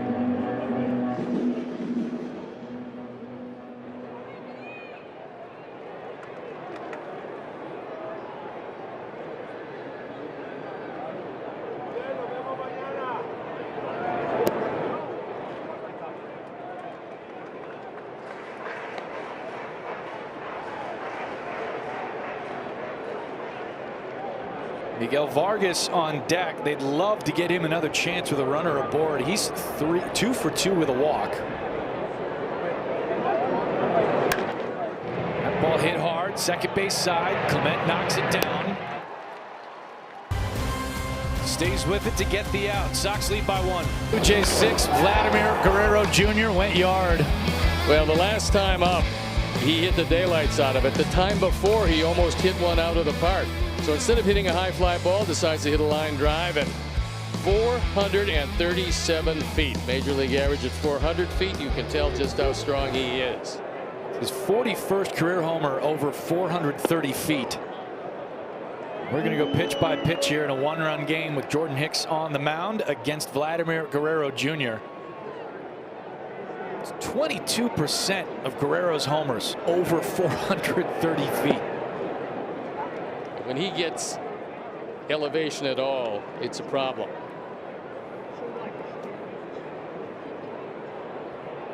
Fortunately for the White Sox, the Blue Jays ran themselves out of the 7th, and Guerrero hits with the bases empty.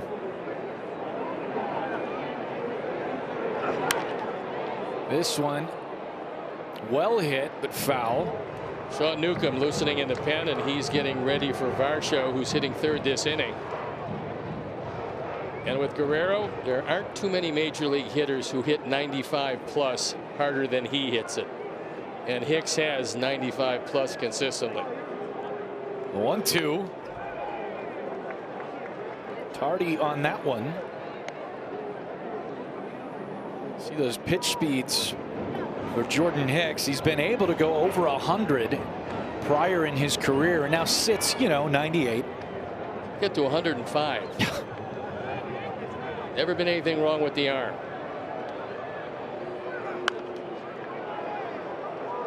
Boy, that's impressive from both guys. 100 top of the zone. Guerrero stays alive.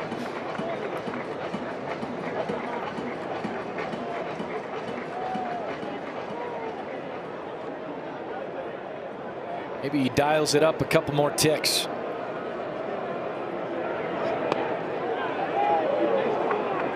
Hicks wanted it. Both teams with both challenges remaining. Yeah, that was his splitter. 10, 11 miles an hour difference between that and the heat. 2-2. Now full.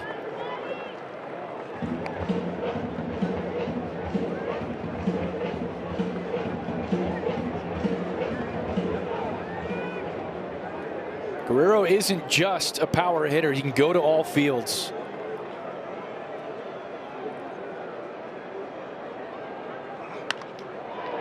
This one into right.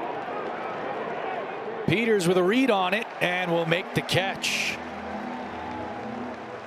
What a big out that was, and we'll go pitch by pitch. Good fastball inside corner, evens the count at 1-1. That makes it 1-2, and he fouls it off again. I don't know how he got to that, but he did. And eventually the count goes to 3-2 before lifting a fly ball to right field. So that's a big first out. Good pitch by Hicks to get Okamoto out in front.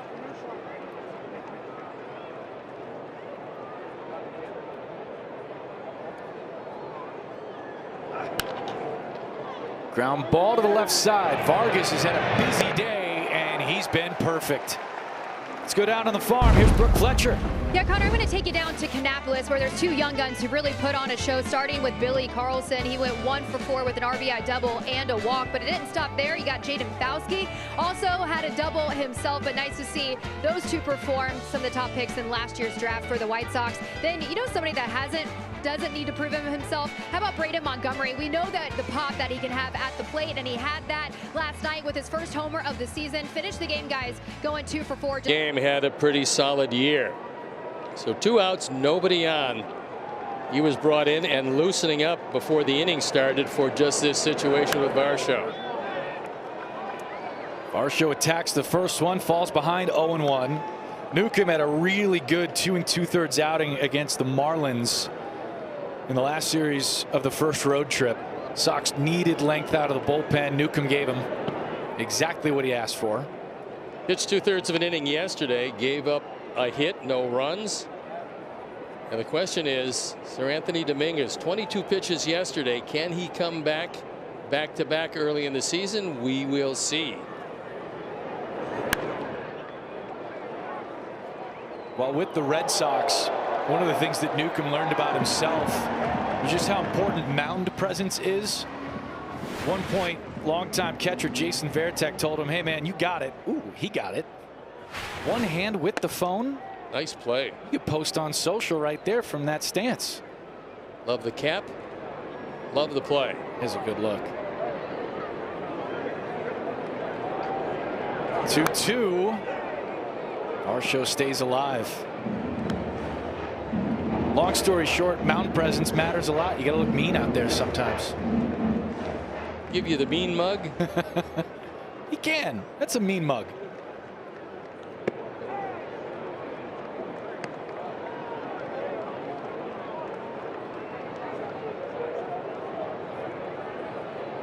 White Sox will send Vargas, Murakami, and Hayes to hit in their half of the 8th. Looking for a little insurance for whomever is going to work as the closer today. This becomes a fairly big out. 4 outs left to get, and right-handers coming up after Varsho. 3-2. We walked him.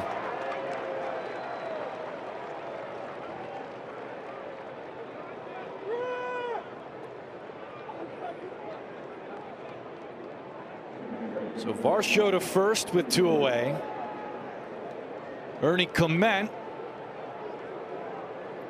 looking for his first hit. He's been busy defensively. Out at second today for the Blue Jays. With Clement, he can play just about anywhere, and that's why he's one of the more valuable guys around.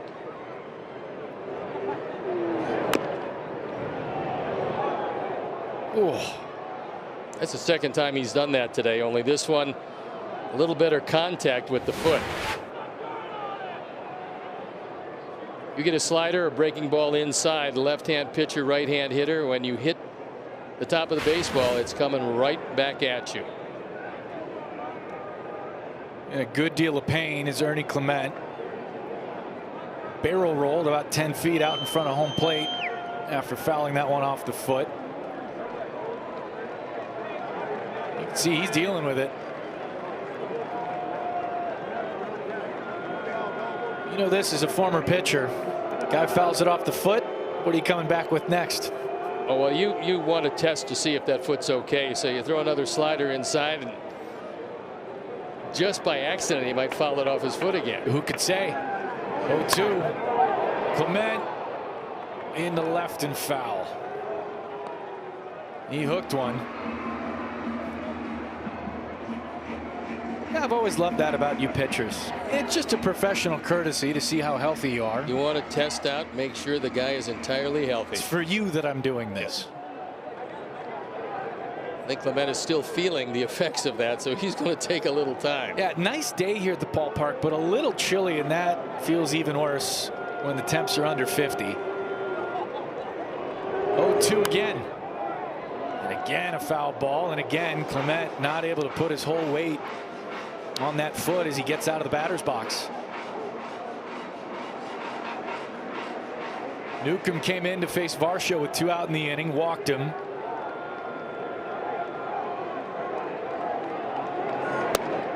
Did he go? Held up. 1-2. Look at it from the side, and Clement didn't even come close to swinging. This is a good time to bury a slider down and in and trust that Reese is going to be able to block it. There's the pitch. Another one hooked over the glove of Vargas and into foul ground. Went to the slider, didn't get it as low as he would have wanted at 1-2. But for Clement, good job of staying alive. Clement's one of those hitters that chokes up regardless of the count. Gives him a good amount of bat control. Choked up just a little here. Fights that one off.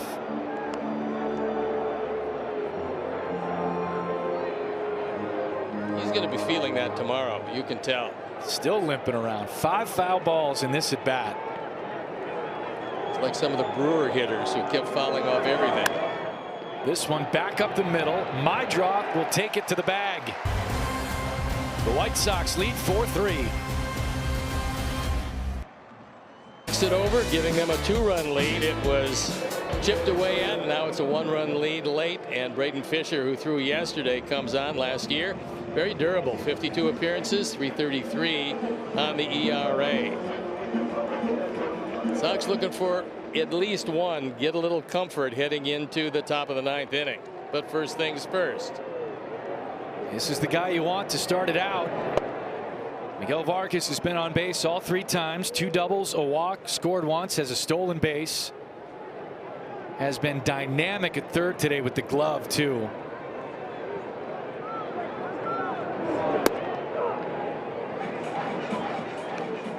Count evens at 1-1 after that one by Fisher gets over the plate. Fisher threw an inning and 2/3 yesterday and was pretty effective.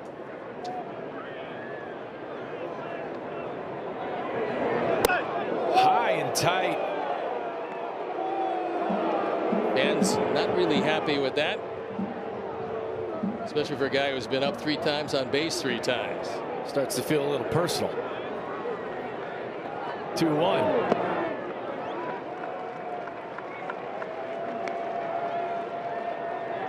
Murakami, who homered in his last at bat, in the on deck circle.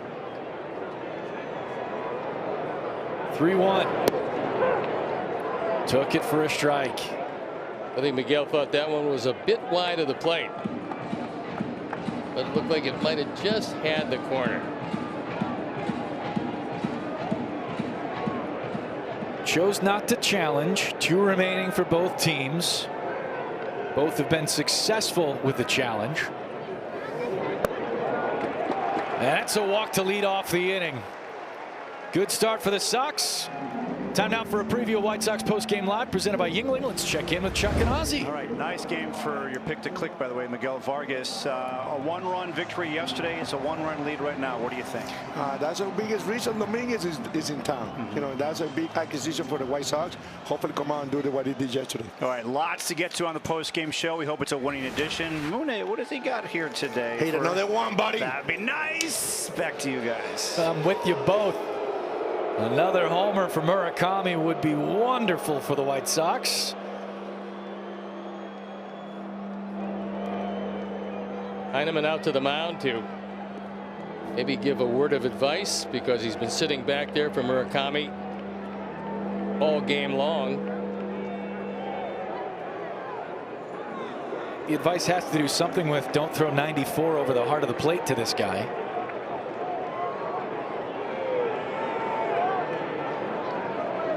The pitch. Back in the 6th inning. He got one out over the plate at 94 and very hittable, and hit it he did. Gave the Sox a lead at the time. A lead they added to before Toronto came back with one to get within one.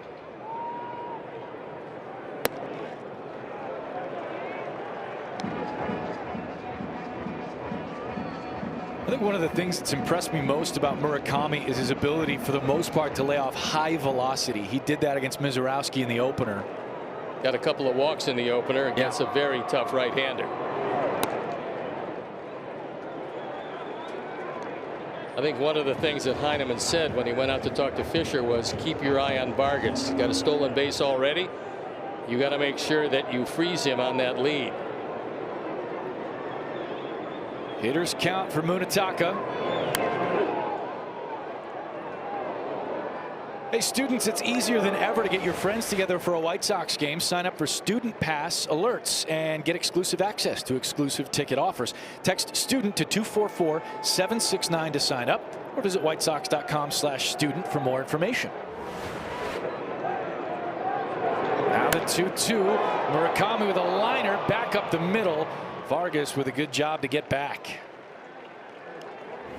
Time now for the upcoming schedule presented by Toyota. Let's go places. And we're not going to go any place anytime soon. Tomorrow, the end of the series with the Blue Jays.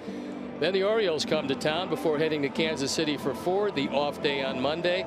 And then we take a look for the first time at Tampa Bay, and the A's come to town. Austin Hayes with one out. Lays it down, goes foul.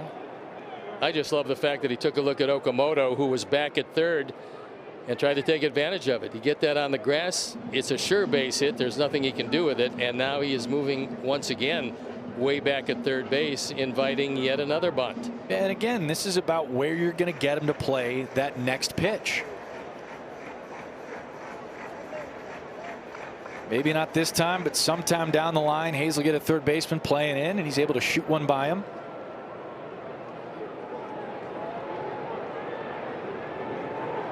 Vargas got a little frisky with his lead on the last pitch. Let's see if he's doing the same. Not much movement. Pitch missed way up. 1-1. Fisher went to the slide step there. He wanted to hurry the pitch home and wasn't even close to a strike.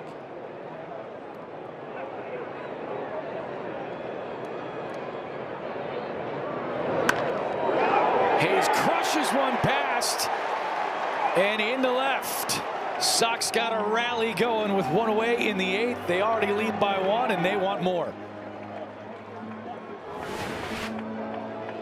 First hit of the day for Hayes as he drives it through the left side. A couple of base runners on as the Sox look to try to add on before heading to the top of the 9th inning.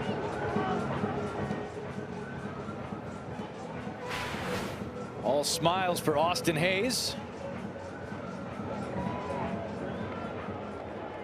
2 aboard now for Colson Montgomery. He also homered his last time up.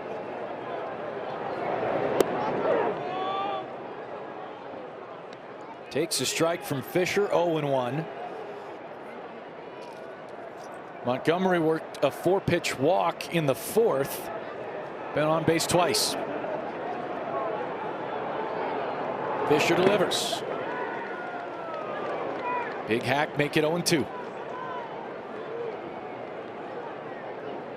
Sir Anthony Dominguez up and warming in the White Sox bullpen.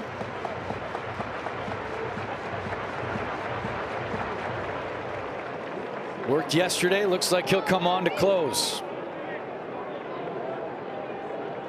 It'll be 7, 8, and 9 in the order for the Blue Jays when they bat. Hopefully with the Sox up by more than one.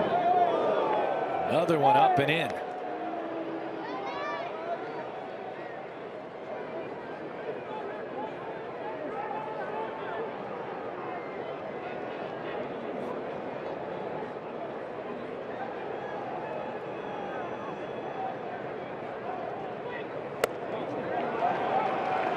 Good job to lay off and make it 2-2.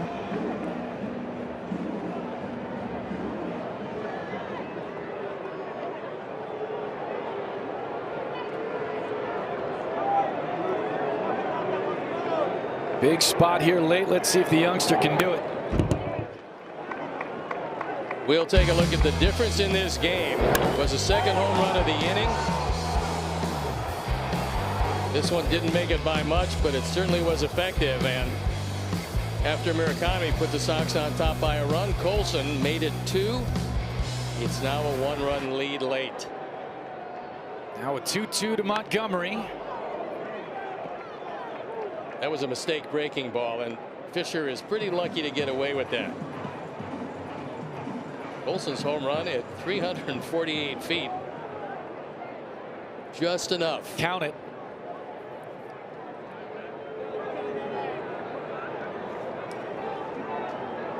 Another 2-2 on the way. Colson with a high fly ball into right field, twisting toward the corner. And this will go foul by some good feet.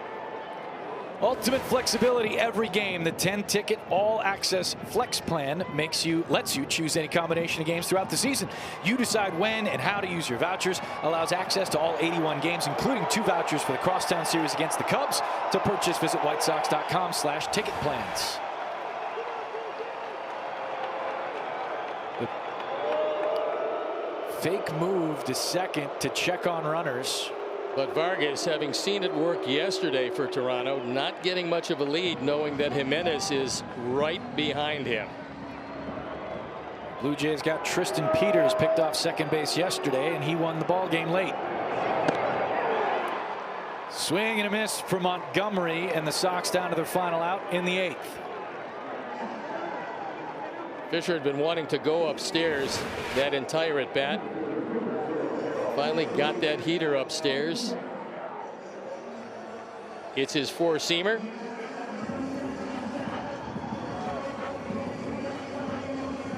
And Colson knows he expanded his zone. You're not going to catch up to it up there. Luis Angel Acuna with an 0 for 3. Now his chance to give the White Sox a bit more cushion. Offered at the first, came up empty, 0-1.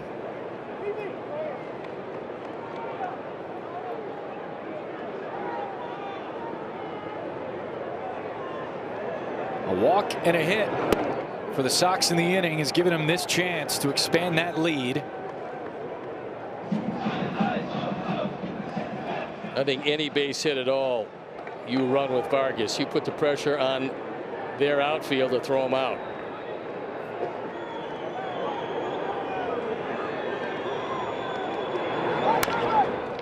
Ground ball up the middle. And this will be Clement from second, but no play.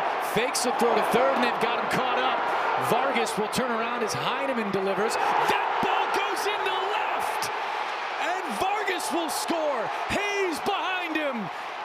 That throw at third cut down. Acuna does his job and gets into a rundown.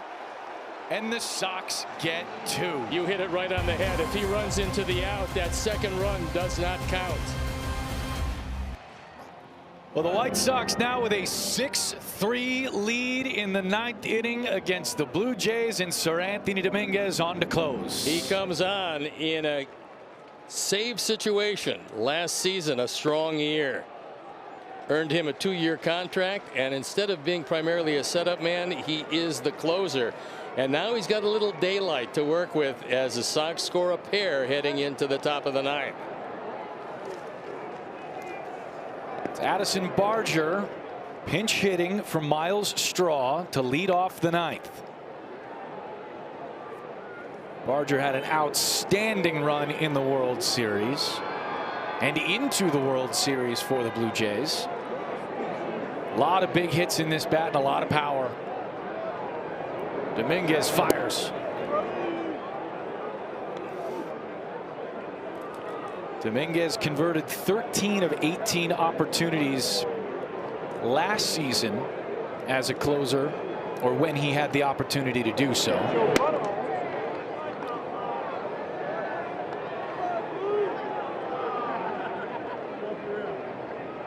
Seven, 8, and 9 hitting for the Blue Jays in the ninth. So they did, the White Sox, exactly what they needed to do in getting 2 more runs in their half of the 8th inning. Dominguez starts it off with a walk to Barger. We'll take a look at the play that ended the inning.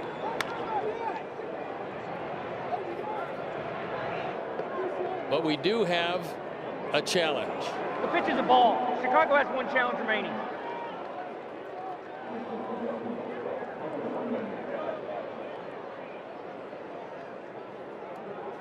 So challenge granted. That might be one where you just try it late in a ball game with 2 remaining. Maybe get your guy from starting off with a walk.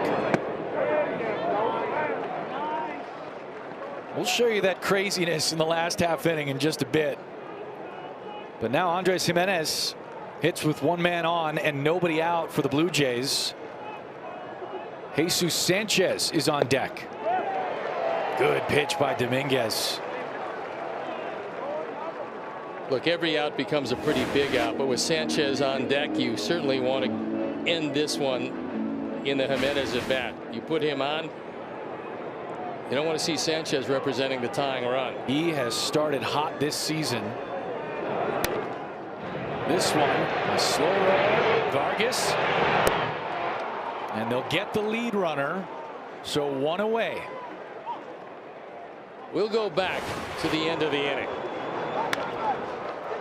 This is a base hit up the middle, and there's nothing at all to be done with it, except Vargas drifts off the bag, and Heineman, who threw the ball away yesterday, throws one away today. 2-run score, giving the Sox a little daylight, and for Heineman, it hasn't been the best 2 games of his career. He was also thrown out at third when the Blue Jays were mounting a rally against the White Sox. That was back in the 7th. With Vlad Guerrero in the on-deck circle. Jesus Sanchez will hit with 1 away.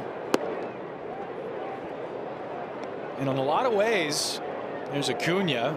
We got that rally started for the White Sox. Can you call that a rally? Certainly a whole lot going on. Well, it wound up scoring 2, so certainly. Call it a rally. Small rally. Sanchez is the guy that the Blue Jays want up against a righty arm off the bench. He has been great to start the year. A lot of swing changes for him coming over to the Blue Jays this season. They paid off. Sanchez has big power. There's never been any doubt about that.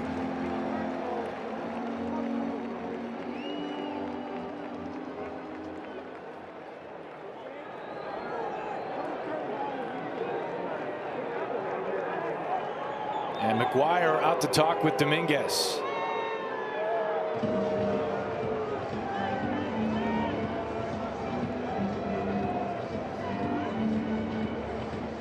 It doesn't get easier. George Springer, the leadoff man and designated hitter, due to hit after Sanchez.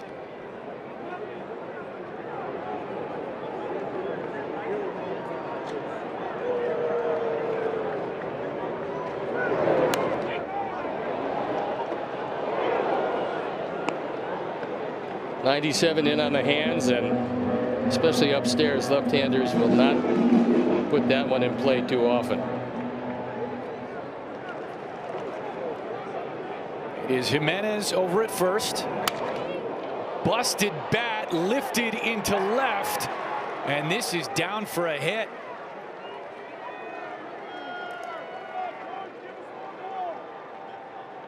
He shattered that thing, and the Blue Jays are all of a sudden going to put the tying run at the plate. Well, there's a grip. It's a splitter, but it stays up higher than he would like. The bat goes bye-bye. The ball goes into left field. And that brings up the tying run in George Springer.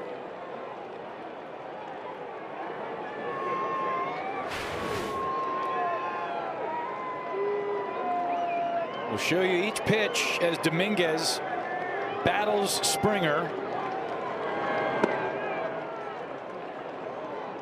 First one just off the inside portion of the plate. Good eye from Springer, 1-0. Don't want to miss on the inside part of the plate. Not with the wind blowing toward left field.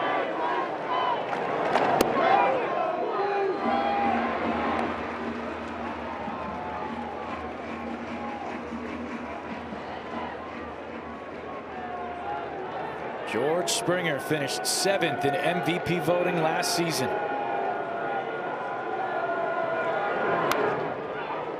Dominguez came right after him again, 1-2. Springer shaking his head because he knows that that's very hittable. That's a fastball pretty much down the middle. Another chance after the mistake by Springer. Couldn't get him to chase on that sweeper away.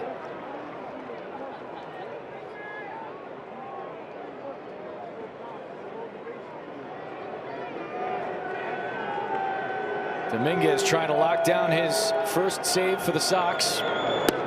Swing and a miss. He gets Springer 2 away. He leaned back. Big fastball at 98. We'll go pitch by pitch, and that was a big out. So he misses inside at 1-0 and evens it up at 1-1. Now it's 1-2 and he misses low and away. And then some heat on the outside corner. It's a four-seamer. The arm angle is high 3/4 and he throws it by a very dangerous hitter. Nathan Lucas takes a strike from Dominguez. 0-1. Lucas came on for Davis Schneider earlier in the game.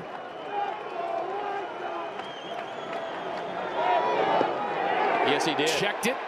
Yes, he did. Stu Sherwater, who had a good game behind the plate, making the call there. We'll look at it from the side. He did indeed go around. So Lucas in a hole. It's a slider down.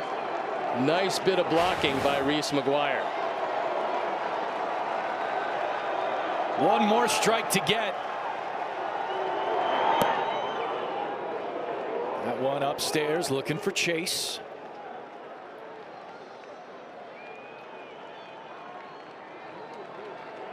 Sir Anthony Dominguez, the 31-year-old closer for the Sox.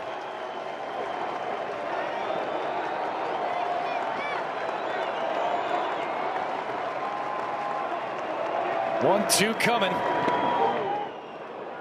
Another good stop by McGuire back there. Making sure there's no advancement, and also the critical aspect of that was it keeps the force out in play. If two runners advance, there is no force out, and you never know where a ground ball might come, and you only have one play.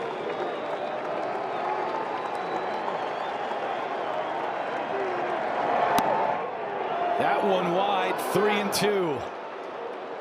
You got a guy you don't want to face to end this game in the on-deck circle. Blue Jays ended one inning with Vlad waiting to come to bat. Be pretty nice to end another one and see him tomorrow.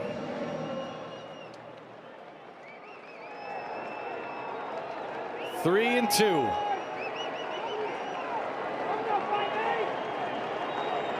Here comes Dominguez to the plate. Ground ball right side. Murakami's got it, and the White Sox win it. 6-3 the final. Dominguez with his first save, and the White Sox take a series. 2 in a row from Toronto. A very good baseball team. Sox did a lot of things right today, and the long ball was prominent. Nice job, Connor. We will see you tomorrow. Our final score, the White Sox 6, the Blue Jays 3.